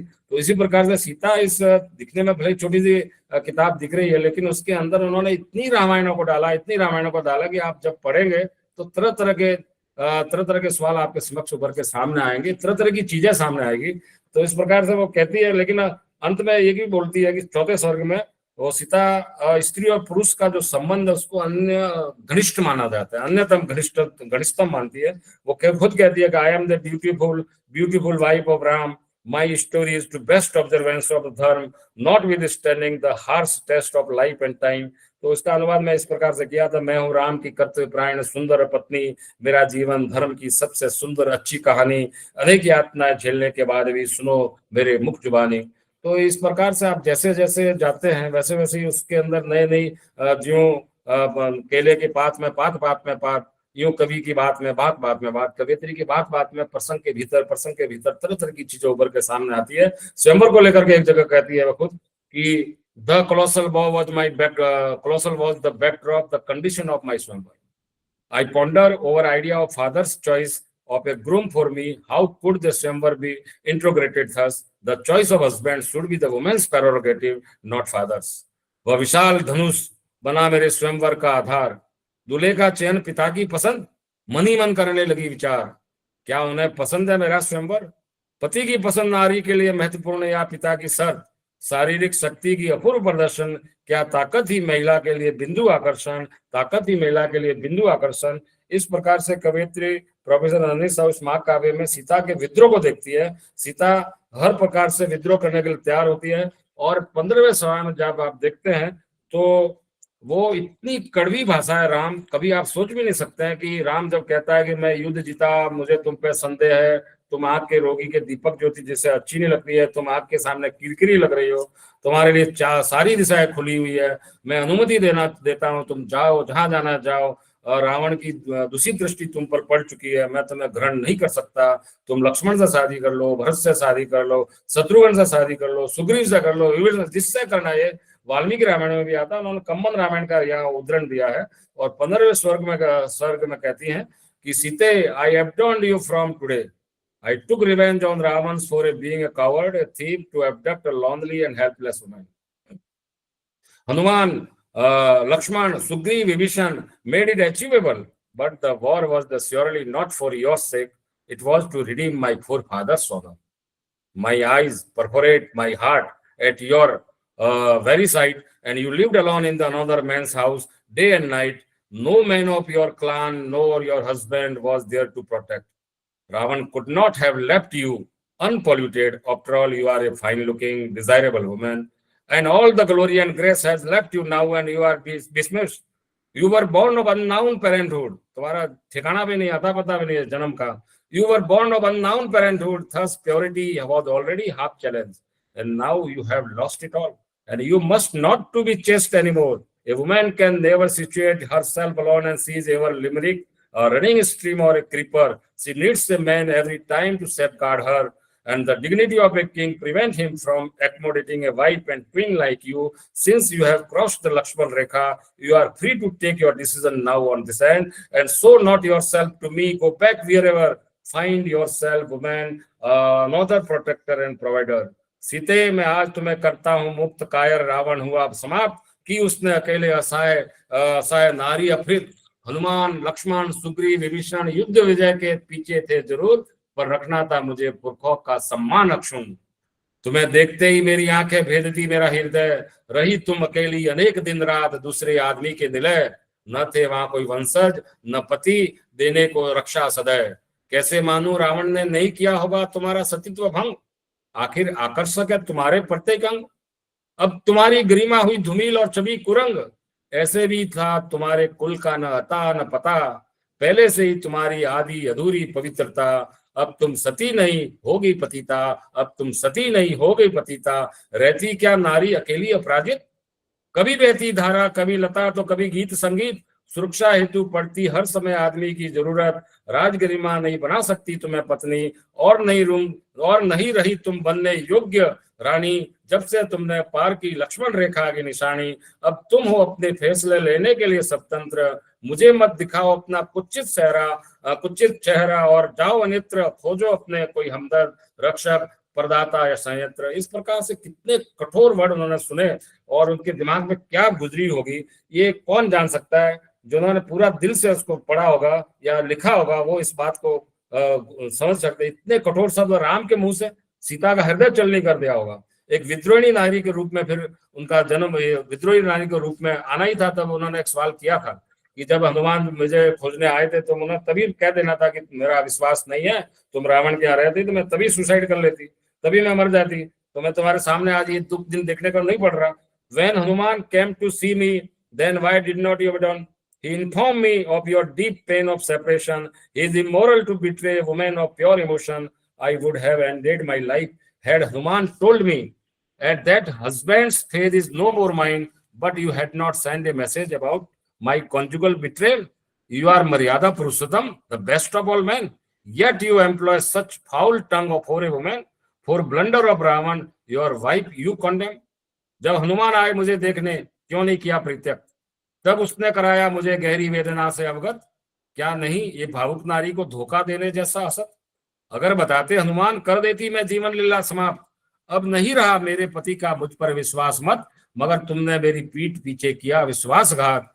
तुम मर्यादा नरोत्तम, सभी नरों में श्रेष्ठ नर, फिर निर्दोष नारी पर इतना अत्याचार. रावण के अपराध के लिए तुम्हारी पत्नी जिम्मेदार. इस प्रकार का वो विद्रोह उसका शुरू हो जाता है, विद्रोह करती है. तो उसके बाद भी जो ट्रेजेडी आप सभी जानते ही हैं, सीता महाभारत की कुंती, उपनिषदों की जाबाला, या भरत की माँ शकुंतला की तरह एकल माता रह करके भी अपना परिवार को लवकुश को पैदा करती है, जो उनके वंश को लवकुश अगर चाहते तो राम का वंश भी पूरा नष्ट कर सकते थे, लेकिन उन्होंने शालीनता सिखाई. अब फादर कामिल के किताब, कामिल बुल्के साहब की आप किताब पढ़ते हैं तो जनक की आत्मजा के रूप में कहीं प्रस्तुत करते हैं, कहीं भूमिजा के रूप में प्रस्तुत करते हैं. बलराम दास भी इसको खेत में जोतते समय जब मिलती हुई बताते हैं. ऋषि कुशध्वज की पुत्री के रूप में देखते हैं. कभी रावण की बेटी के रूप में भी सीता को देखा जाता है. कभी आग से पैदा हुई सीता को देखते हैं. कई पद्मजा आज से रावण की बेटी के रूप में उन्होंने जब लिखा है महाभागवत पुराण के अंदर, सीता मंदोदरी गर्भ संस्तुता चारु रूपिणी चित्रजा तनया पश्य रावणस्य अर्घोत्तम। गुणभद्र का ऐसे कथन है कि रावण की पटरानी के रूप में जो जन्म हुआ वो सीता का जन्म हुआ था, और उससे बचने के लिए उन्होंने दूर को छोड़ दिया था। कोई कमल के पत्ते में उनको मानते हैं, कोई रक्त के रूप में, रक्त से भी जन्म होता है, फल या वृक्ष से भी जन्म होता है। तो इस प्रकार से अग्नि परीक्षा के बारे में भी बहुत सारी चीजें मिलती है। दशरथ की पुत्री के रूप में भी कई जगह अलग रामायणों में दिखाया जाता है। तो आप जब जितना भी इस किताब के रूप में जाते हैं तो बहुत सारे दृष्टांत हमारे सम्मुख आते हैं, और ज्यादा मैं आपका समय नहीं लूंगा। बहुत सारी बातें मैं रखी है, बहुत सारी बातें बाकी रह भी गई है।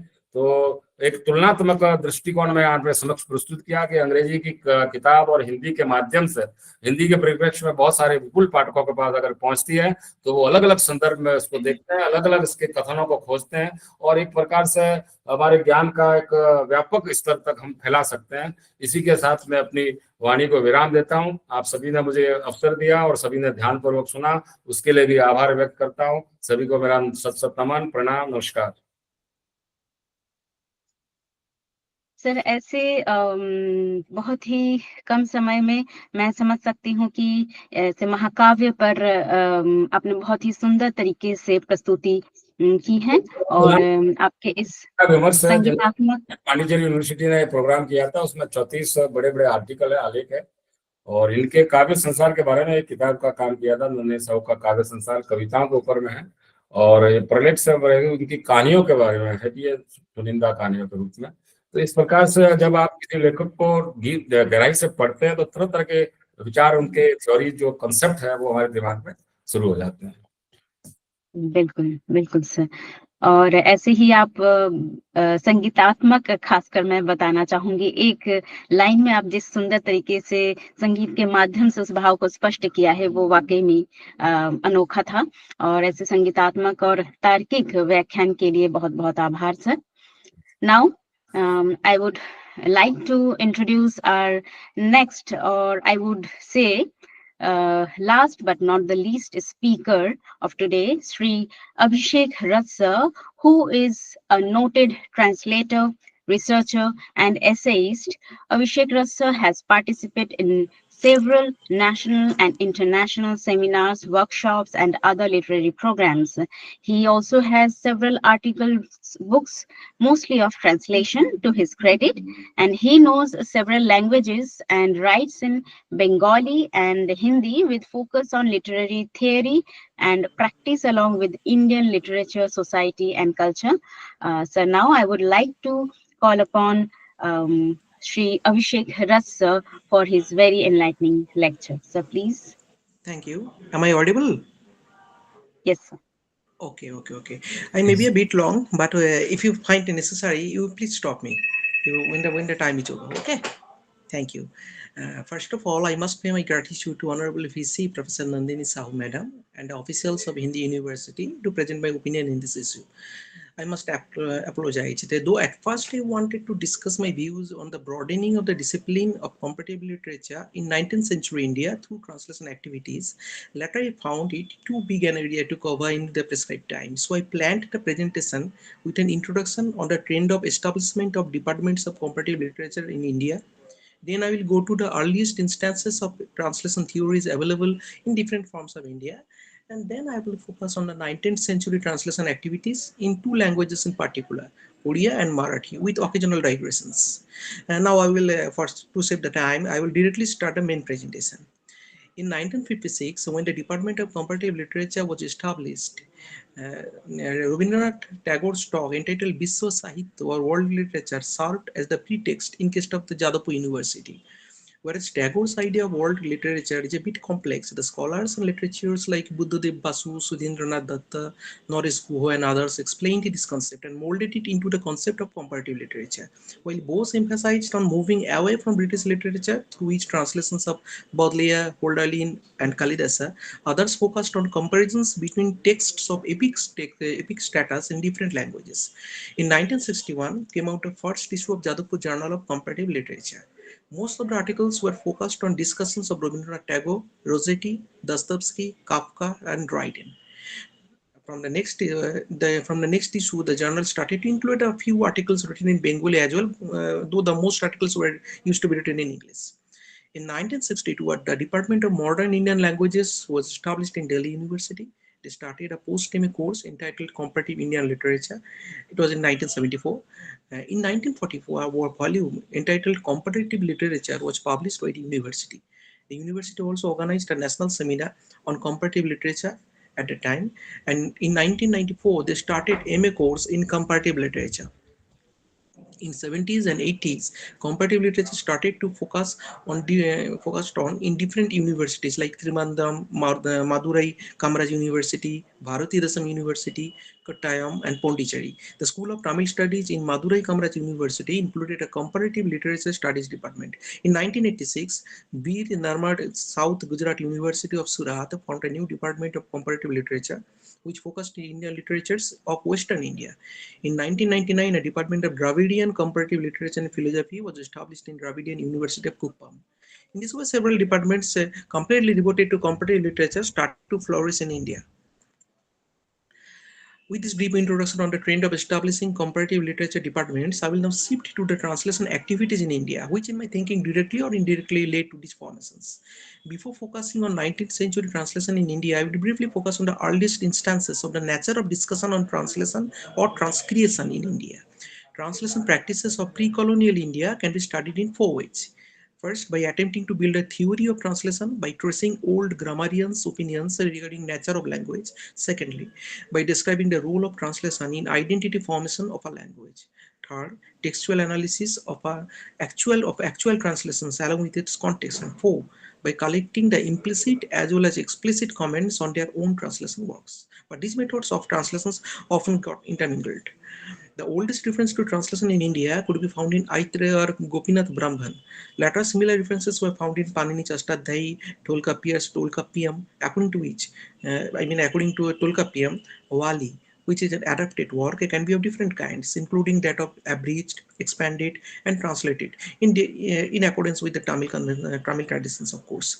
Then there are Jasks, Nirukta, Vatriyoris, Vakkapadiyam, which explains three levels of language, namely Pasenti, which is the highest or the deepest level of consciousness. Then comes Madhyama, or the intermediate common mental level, and Vaikari, which is the spoken linguistic level. Vatriyoris' exposition of the Spota theory, where he compared the relation between the Nada and Spota to that of the reflection of the sun in the flowing water. Then comes Rigveda Samhita is there also. Then there is Gunada's Vrihat Katha, Anantavardhan's theory of Dhani, Kayat's Tika on Mahavasakar's commentary of Panini. Both of Kayan and Tolkappia refer to contextual meaning as the result of realization of translation. The role of context in language-related discussion was highlighted by Buddhist scholars as well in their theoretical works, including Niti Prakaranam, which is a Buddhist guidebook for commentators. While explaining the nature of relationship in verbal art, Bhatrihari spoke about four types of relationships. Sansarga, connoting relationship between two objects known to be related. Then comes Viprayaga, which connotes the status between two objects when the existing relationship between two objects disappear. Then there comes Sahacharya, connoting two objects placed together, and Virodhita, which connotes a hostile relationship between two objects. He also used terms like Unuvachanam, which is the concept of repetition. Then comes Saprayajanam, which is a search for the sameness, a revelation of meaning, and it means that they are not identical in nature. Then there comes Pramantaram, which is a contextual meaning, and then in this way he threw light on concepts closely related with translation. The concept of translation was very much active in the minds of Indian thinkers from the very beginning, the example of which can be found in the use of the term Loko Pichanuvada by Vatsayan as well. The adaptation of Indian epics and Puranas can serve as models of translation or adaptation in early times, which has been pointed out by scholars like Suniti Kumar Chatterjee in his book Indo-Aryan and Hindi. It was published, I think, in 1960. There was a edition. Then the politics of language and the necessity of translation can further fruit by the story of Gunada's Vrihat Katha. You all know this story. It was rejected by the then scholars of power as manuscript was written at the time in either Pisachi instead of Sanskrit. Legends say that humiliated Gunadha decided to burn the manuscript, but he was persuaded by another noted Sanskrit scholar Somdeva to not to burn it. Therefore, around 2,400 slokas of the manuscript was recovered and translated in Sanskrit by Somadeva. He named it Katha Sarit Sagar. Another version of the Sanskrit translation of the same text exists in the name of Brihat Katha Manjari. It was translated by another Sanskrit scholar, Khemendra. Madhava's Jaiminia Naya Mala Vistara, which is a 17th century publication, focused on the role of translation as a search of revelation of meaning. The role of retention of meaning of the original text through translation is therefore of prime importance. Scholars of regional literatures were also reiterated this view that while discussing significance of translations in regional literatures, while explaining Indo-Tropic translations into Odia, Patnaik reiterated that Indo-Tropic translations has also acted as an instrument of democratization, consistently subverting the power basis of the elite religion and political groups. Now I will start my discussion on 19th century translation activities in India with reference to William Jones, a pioneering figure in the history of comparative literature of India. 19th century is a landmark in the annals of translation activity of India. In 1800, Fort William College in Calcutta was set up to teach Indian languages and culture to the East India Company writers. The first batch of languages which were selected for cultivation included Hindi, Urdu, Bengali, and Marathi. With the advent of an implicit interest in the study of comparative Indian literature, the trend of translating Western classics into Indian languages also gained speed. It was a trend which swept through India. Southern India languages were not far behind, of course. Though in many books it is mentioned that the first appropriation of Shakespeare into an other script in an Indian language was done by an Englishman, one Monckton, as he translated The Tempest into Bengali as part of a college exercise in 1809 or 1811. In 1800, actually, Telugu writer Kandikari Veerasalingam came out with a translation from Sanskrit of Sri Harsha's Ratnavali and a translation of Shakespeare's Comedy of Errors, which is also the first Shakespearean play to be staged in Andhra. These translations presented a model of generations of translators. What is it? It was Teluguizing the original. I should term it in this way. Around the middle of the 19th century, a growing consciousness regarding regional languages and the internal hierarchical relationship between the regional languages was seen, as well as a strive towards gaining the national importance. Before the Pike Rebellion in Odisha, Odia translation can be divided in two phases, I think. Pre-Sarola and Sarola period up to 15th century and Panchasakha and Bhanja period from 16th to 18th century. During the first phase, the trend of transcription dominated the Odia area, as exemplified by Sarala Das's Mahabharata. The most significant contribution of Panchasakha and Bhanja period towards Odia literature in terms of translation activity is Jagannath Das's Srimad Bhagavata. As per Princeton Encyclopedia of Poetry and Poetics, so it was published in 2012, translations from Sarala Dasa to Jagannath Das was radical attempts at vernacularization and coincided with the founding of a powerful Oriya empire by Kopilendra Dev and its subsequent consolidation by his inheritors.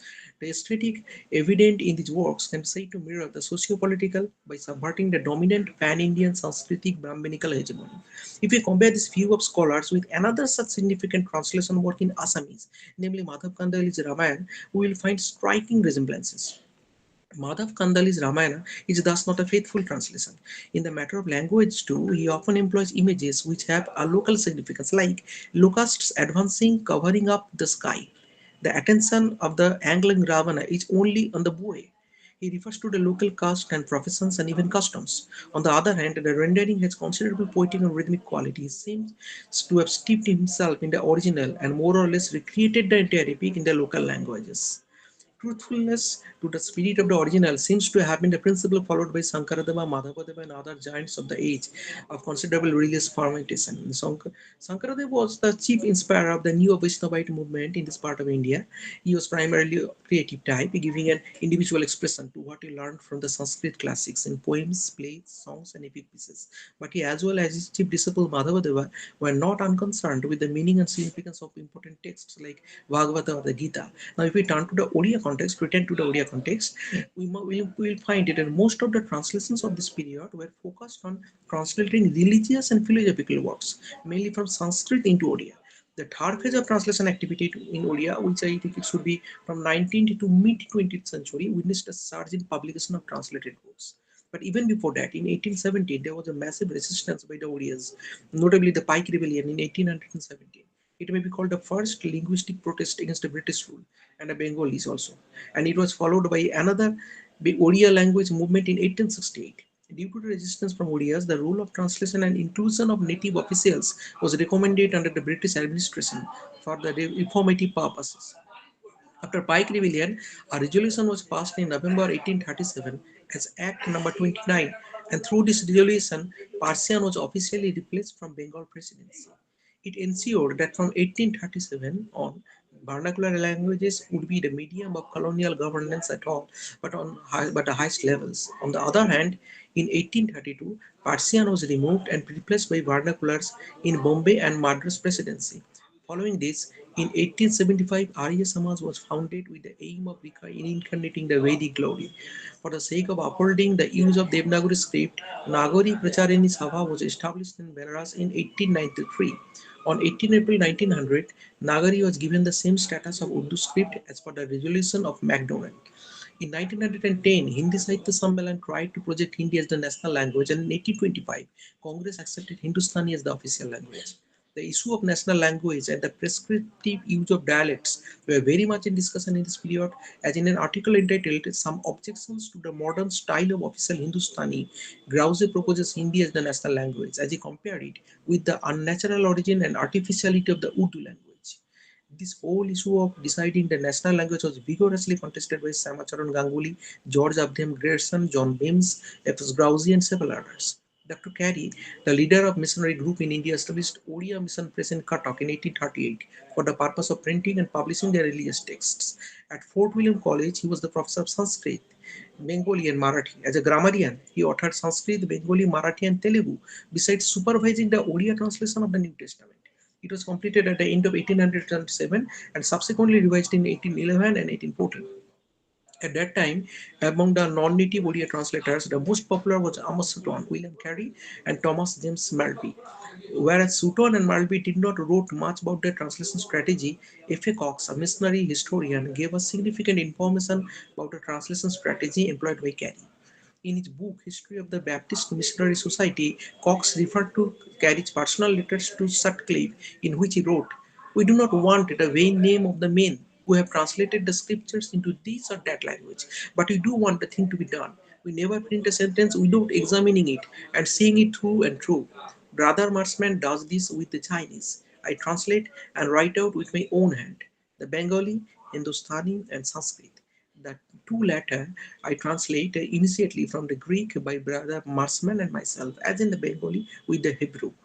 I compare the Maratha and the Odisha to the best of my power, and I can say that I believe these translations to be good ones. I believe likewise that I am as able to judge of them as any person now in India."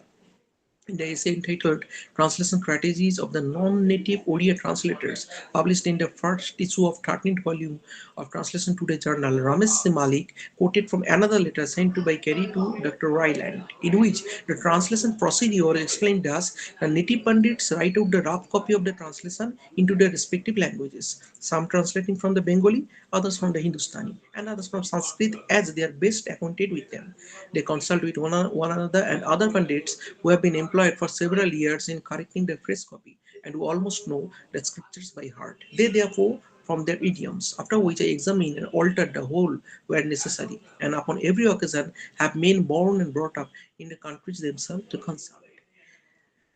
He explained the strategies in detail. I am not going into detail. Now, this translation as well as publication activities of missionaries were extended to Assam as well. In 1840, a printing press was established in Sibsaga with the aim to translating and publishing biblical literature to Assamese. However, even before that, Aptaram Sarma translated the Bible into Assamese, and it was published from Srirampur Missionary Press of Bengal in 1813. In order to prepare the gazetteer in 1840, 18 July 1840, the government constituted a selection board for appointing translators. The committee which initiated the move included the then Commissioner of Odisha, the Civil and Session Judge H.V. Hawthorne, District Magistrate of Puri, Collector J.K. Yert, Deputy Collector Brajasundar Rai, and Munsif Andul Dian. They decided to appoint Amos Sutton for his command over three languages, that is English, Bengali, and Odia. Subsequently, the translation committee selected Amos Sutton to be a translator of the government, as is on a salary of 300 rupees per month. Amos Sutton was the first editor of Odia Gazette also. He was also requested by the government to translate certain acts. Now, Though William Jones' code and his translation of Manusmriti had government's request as the genesis, his translation of Abhigyana Sakuntalam had no such thrust at a background. Sakuntala or the Fatal Ring appeared in 1789 and received wider response. In the 19th century, it was translated into Marathi, Hindi, Gujarati, Telugu, Tamil, Bengali, and in several other Indian languages. We must bear in mind that hardly anything at this time was translated from other Indian languages. This was one of the manifestations of the Orientalist disregard for India's present. The text translated into English in this period were mostly of spiritual and legal nature, and most of the source religious text belongs to Sanskrit. Therefore, it gave an impression in the West that life in ancient India was universally passed in a haze of theosophical speculation and other worldly religious preoccupations. Here we need to look at the translation practices in the arena of Marathi language as well and literature also, as it presents some insights into the approach towards translation in another corner of India. The status of first major Marathi text in translation or adaptation may be given to Sant Dhyaneswar's Bhavartha Dipika, which is the 13th century Marathi rendering of Bhagavad Gita. Like other Indian languages, most of the early translations in Marathi appeared in the form of summaries, interpretations, commentaries, and explanations of Puranic tales and epics. In the colonial period, it moved along the model presented by the British literary system. 19th century saw a renaissance of translation activity in the arena of Marathi literature, which was different from the translation practices reflected in the works of Dhanesa, Narendra, Muktesar, Moropant, Sridhar, Baman Pandit, and Raghunath Pandit. Most of them rendered Ramayana, Mahabharata, and Puranas in Marathi. But in the 19th century, the socio-cultural ethos in the then contemporary Maharashtra represented a renaissance of ideas caused by the colonial contact and confrontation also, which led to the emergence of translation and literary culture, which was completely different from the past. In case of the 19th century, the translation activity in Marathi may be divided in three parts from 1825 to 1850, 1850 to 1875, and 1875 to 1900. The first phase is characterized with mainly the educational and moral concerns in translation activity. The second phase with the establishment of government-sponsored literary traditions, and the third is by the abundance of literary translations as well as growth of independent writings. Towards the end of the 19th century, translation culture seems to have been pushed to the periphery of the literary policy system in Maharashtra. In 1822, Mount Stuart Elphinstone, the then governor of Bombay, established the Bombay Native Education Society with the following objectives. First, to improve existing schools and establish more schools for the diffusion of useful knowledge among the people, primarily in the language of the country. Second, to provide suitable books for use in schools and to assist in the preparation, publication, and cheap and gratuitous supply of other works. For Elphinstone, English works abound in ideas which the natives are totally unacquainted with. He further expressed his hope that by translations and other works they would greatly contribute to the progress of their countrymen. To this end, Elphinstone took a number of steps. He appointed a committee with George Garvis as its secretary and some native scholars as its members for selecting and translating English textbooks into Marathi. In 1825, Bombay School Book and School Society issued a circular prescribing the list of books and textbooks to be translated for educational requirements of the natives. George Garvis himself issued a list of instructional norms for translation, which had to be strictly followed while translating. In translating English works, it is necessary to point out that in almost all the cases, they must undergo partial alterations to adapt them to the habits and manners of the natives. Commonly accepted vernaculars, dialects must be used to the fullest extent to the exclusion of any unnecessary display of any learned tongue. Where, however, these dialects are deficient in a means of expression, words must be supplied from their cognate language. The adoption of words from English must be admitted in cases where neither the current nor cognate language furnish them directly or by composition. Elphinstone established a Hindu college in Pune which started training translators in Marathi, English, and Sanskrit.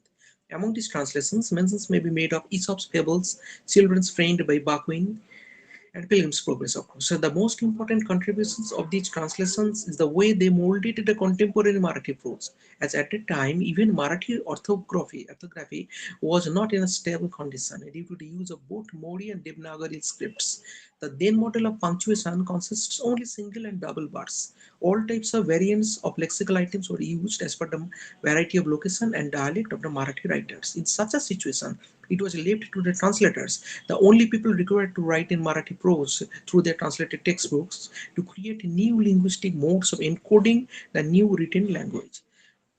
Right from extending existing semantic domains of words and sentence structures to creating new subject specific vocabulary, new syntactic structures, and diverse styles, translators undertook a huge responsibility on their shoulders of crafting a new written Marathi. They borrowed and coined many lexical terms from Sanskrit and English and adapted them to Marathi usage, and borrowed several syntactic structures as well as stylistic conventions from English and integrated them into Marathi syntax. Long sentences with passive structures, subordinate, relative, and noun clauses, adverbials, compound complex sentences began to be extensively used, and they are obviously modeled on English structures. I leave the grammatical discussions. On the other hand, Marathi translations of English news articles got published on regular basis in the first Marathi newspaper Darpan of 1832. I think it started at that time by its founder editor Balasastri Jambhekar. In this newspaper, English articles were published along with their Marathi translations or summaries. In 1850, Major Thomas Candy published a list of hints for the guidelines of translators. But a point to be noted is that the prescribed norms for translating into Marathi from Sanskrit was different from that of translating into Marathi from English. Candy said, if a Marathi translation of any Sanskrit work were presented to the committee, exactness in the rendering would be a prime requisite. It will be better that they be free and flowing, but translations from English into Marathi adaptations are far more desirable than mere translations. Translations from English into Marathi, if literal, are certain to be rejected. Candy, along with Captain James Thomas Molesworth, published the Marathi English Dictionary in 1831, which is regarded as one of the foremost significant outcome of the Marathi English contact. The Daksina Prize Committee was established by the British government at the behest of native scholars like Gopal Hari Deshmukh in order to reward good translations and independent writings.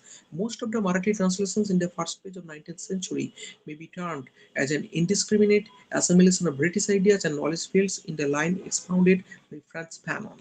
In this way, I in this it's a very short period of time. I wanted to focus on mostly Marathi and Odia, the languages of the two different, very distant areas. In later occasions, I will try to focus on other translation activities in other languages as well, as I think they may mold the field of comparative literature in different universities. As you can see in syllabuses in different universities, there are many texts which are not translated from different Indian languages from one into another. I think I should complete here. I should finish here. Ma'am, over to you.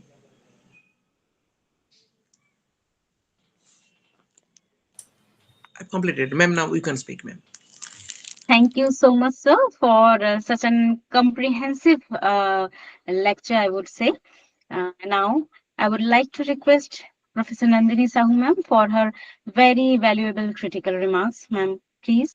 Namaskar, everyone, once again. I was listening to all the three speakers very, very attentively. In fact, it was certainly a learning experience for me to come across so many new dimensions, so many new things. Uh, I have taken down some points. Maybe I should be allowed to give the points. Dinesh Maliji had to leave because he had to go to the office, so he could not be here.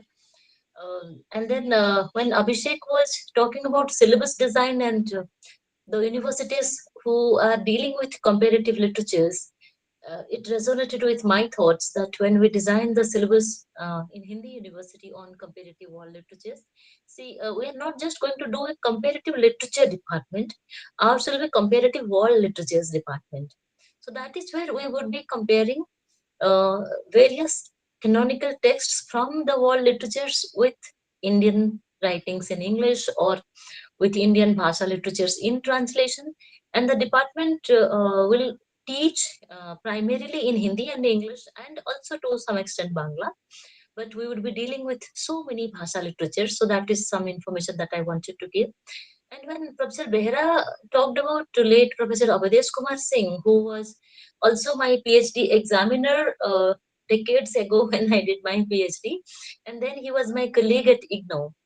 On various occasions, we had the similar kind of discussions that when it is comparative literature, it's a sin to take only one kind of literature. And then when you say to there is a comparative literature department, certainly we say that Homer and Dostoevsky cannot be avoided. We start with those, or even Marquis. we start with those things. Why not think about the Asian writers, the Indian writers in Bhasha literatures, how they are so very important, like Mahashweta Devi. And so many writers are there, Sarat Chandra Chattopadhyay from Bengal. So the notes, the points that I have taken from all of you, maybe you can take it as a question to discuss, or maybe you can take it as a comment, whatever.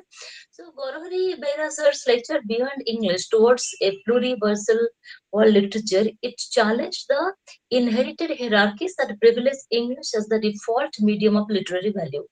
I so agree with you when you say that English is taken in default as the canonical study in Indian universities. I think it's not in, it doesn't happen in any other country. So many post-colonial literatures are coming in many other parts of the world, but the kind of importance or the kind of emphasis that we have been giving British literature, it hardly happens anywhere. So both of you have emphasized that, and I'm so happy that you did it. Drawing from Indian languages, Professor Gourhari he argued that world literature must emerge from a pluriversal imagination, and that acknowledges the vibrancy of Odia, Bangla, Hindi, Tamil, Telugu, Malayalam, so many countless linguistic traditions rather than treating them as peripheral. Uh, Through references to Tagore's cosmopolitan poetics, Anantamurthy's ethical modernity, Mahashweta Devi's radical subaltern narratives, Professor Behera demonstrated how translation can serve as a deeply political act capable of unsettling the asymmetrical literary flows dominated by Euro American institutions. Here, I remember one university where I was a member of the Board of Studies for 3 years.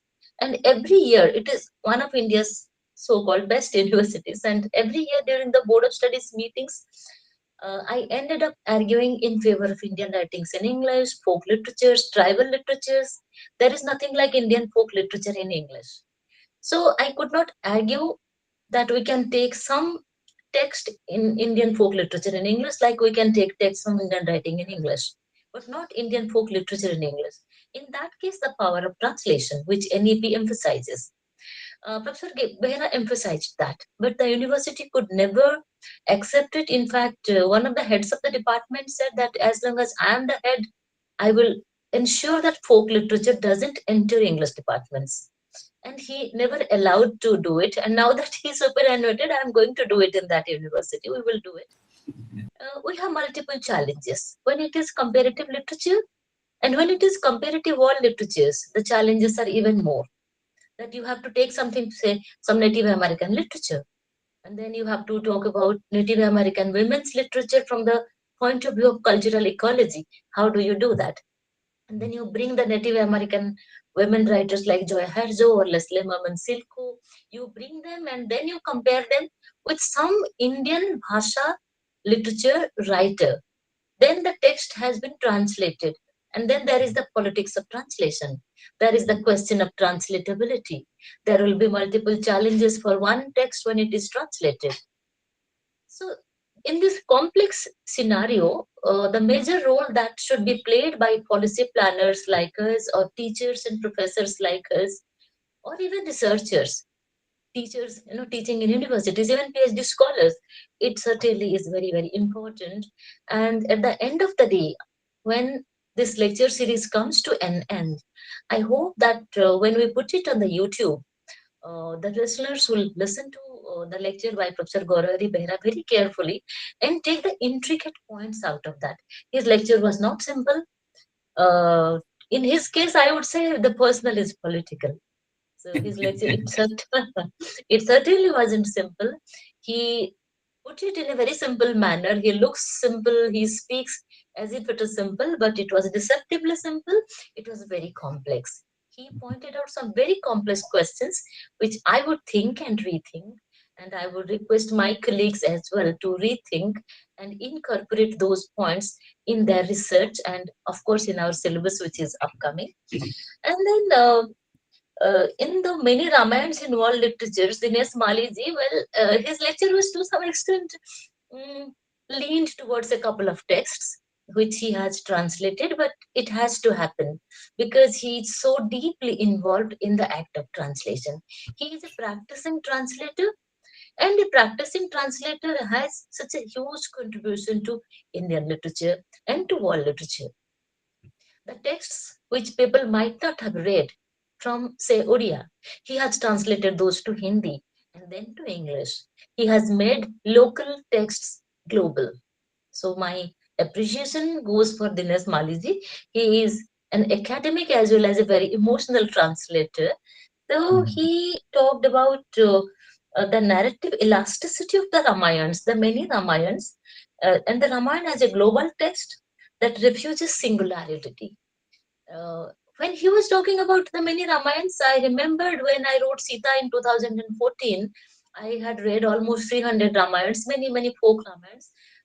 Only those things got refreshed in my memory, and I'm so grateful to him.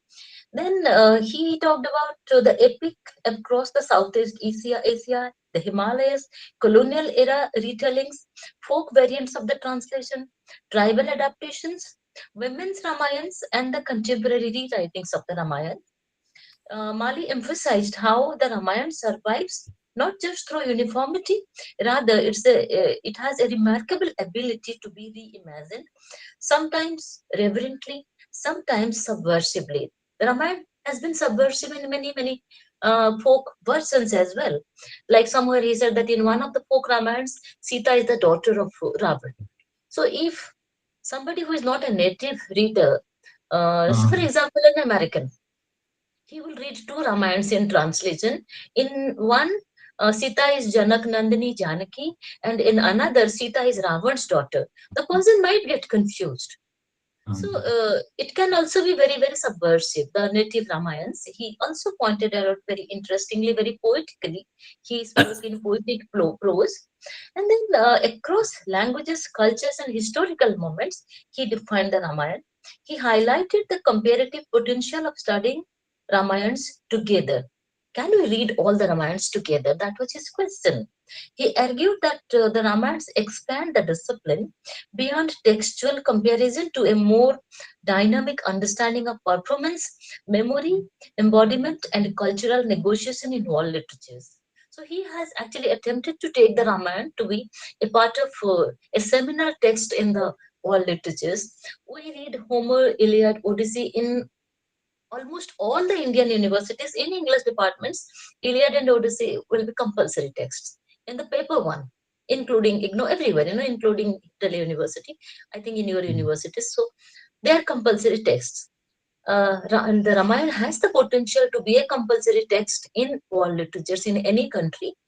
So Dinesh Mali is a dreamer, so he is dreaming about making Indian mythical texts, folk texts, as a part of the world literatures, and I hope his dreams are manifested and the dreams become true. My congratulations to him in absentia and gratitude.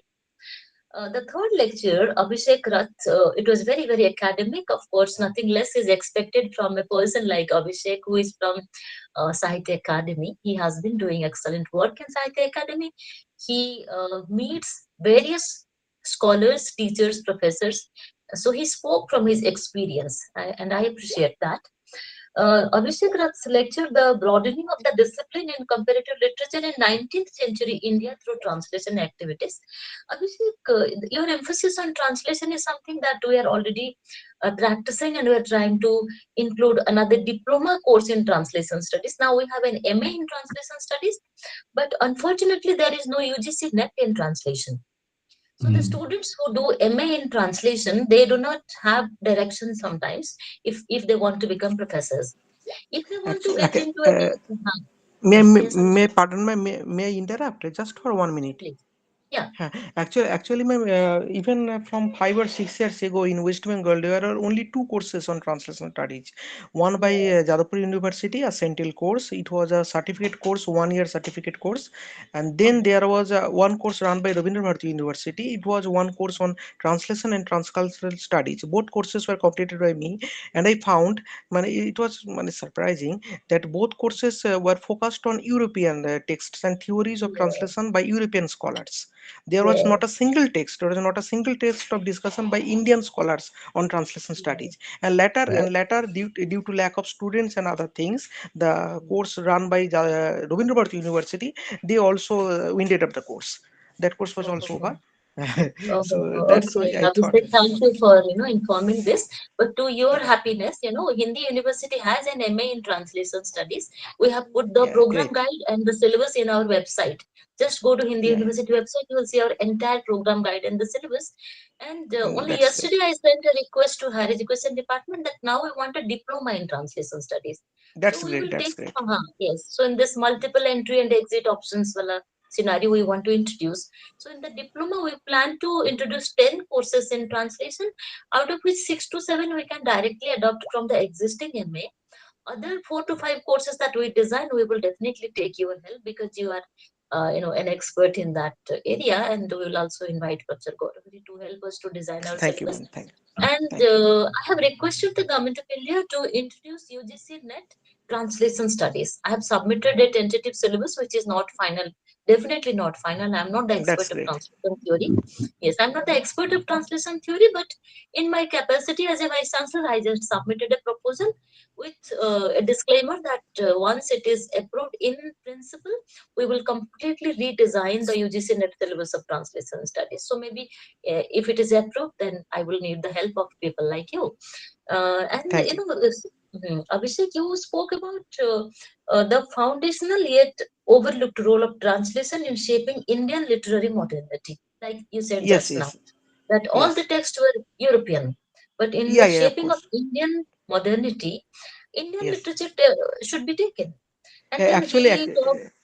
actually, those texts they started coming after 19th century, most of them. But as I primarily focused on 19th century, I just overcome I over them. I go over them, and in another lecture, I will try to focus on those areas, madam. Sure, sure. We will invite you many more times, Abhishek, not just another Thank you. more time. Be with us. And then you demonstrated how the 19th century literatures, marked by colonial encounters, print cultures, emerging public spheres, they have witnessed the unprecedented translation movements that brought Persian, Sanskrit, Bengali, Marathi, and European texts into the new dialogues. I like that idea very much. These exchanges, you have argued that they expanded the intellectual origin of early comparative practices in India long before the discipline received formal academic recognition. Even today, I won't say that translation studies has received the recognition of a formal department because of the lack of UGC net. Students who come from BA Hindi, BA English, or BA any Indian language, they get into MA Translation Studies. After that, they are directionless. They get into publishing houses who make them translate or pay very very less. They do not have a proper career most of the times. So if UGC understands and approves the net syllabus in translation studies, the students will have one step towards higher education. And then ultimately, your groundwork has given a unique Indian vision of the comparative world literatures, and we are so very grateful to you for this unique and important, well-researched lecture, Abhishek. I congratulate all three of you. I'm enriched. We are enriched. Hindi University is enriched. Thank you once again for being a part of Hindi University. Thank you so much. Thank you. Thank you, ma'am. And thank you so much, ma'am. As we draw this enriching webinar on comparative world literatures to a close, I extend my heartfelt gratitude to everyone whose presence and support have made today's session both meaningful and memorable. On behalf of Hindi University, West Bengal, we offer our deepest appreciation to our esteemed chairperson, Professor Nandini Sahu ma'am, Honorable Vice Chancellor of Hindi University, for her inspiring leadership and obviously unwavering encouragement, which have been instrumental in bringing this academic initiative to fruition. Our sincere thanks are also due to our distinguished speakers, Professor Gourhari Behera sir, Shri Dinesh Mali sir, and Shri Avishek Rath sir for their thought-provoking presentation and scholarly reflections. Their insights into literature, culture, and historical interconnectedness across the world have profoundly enriched our understanding of the global literary field. We gratefully acknowledge the support of the university administration, our efficient technical team, and especially Mr. Raj, whose dedicated efforts ensured the seamless execution of this event. Above all, we extend warm thanks to our participants, faculty members, and students for joining us with such enthusiasm. Your engagement added depth, warmth, and intellectual vitality to today's gathering. And I must say, let us carry forward the spirit of comparative inquiry and cultural dialogue that this webinar has so beautifully nurtured. Thank you once again. We look forward to your presence in our forthcoming academic endeavors, as Ma'am already said. Thank you so much, Thank and you, namaskar. Thank you Thank so you much. so Thank much. you so much. Namaskar. Thank you. And Namaskar. congratulations to Paromita for holding these lectures successfully. Yeah. Thank you. Congratulations. Thank you. Definitely. Thank you. Okay. Namaskar.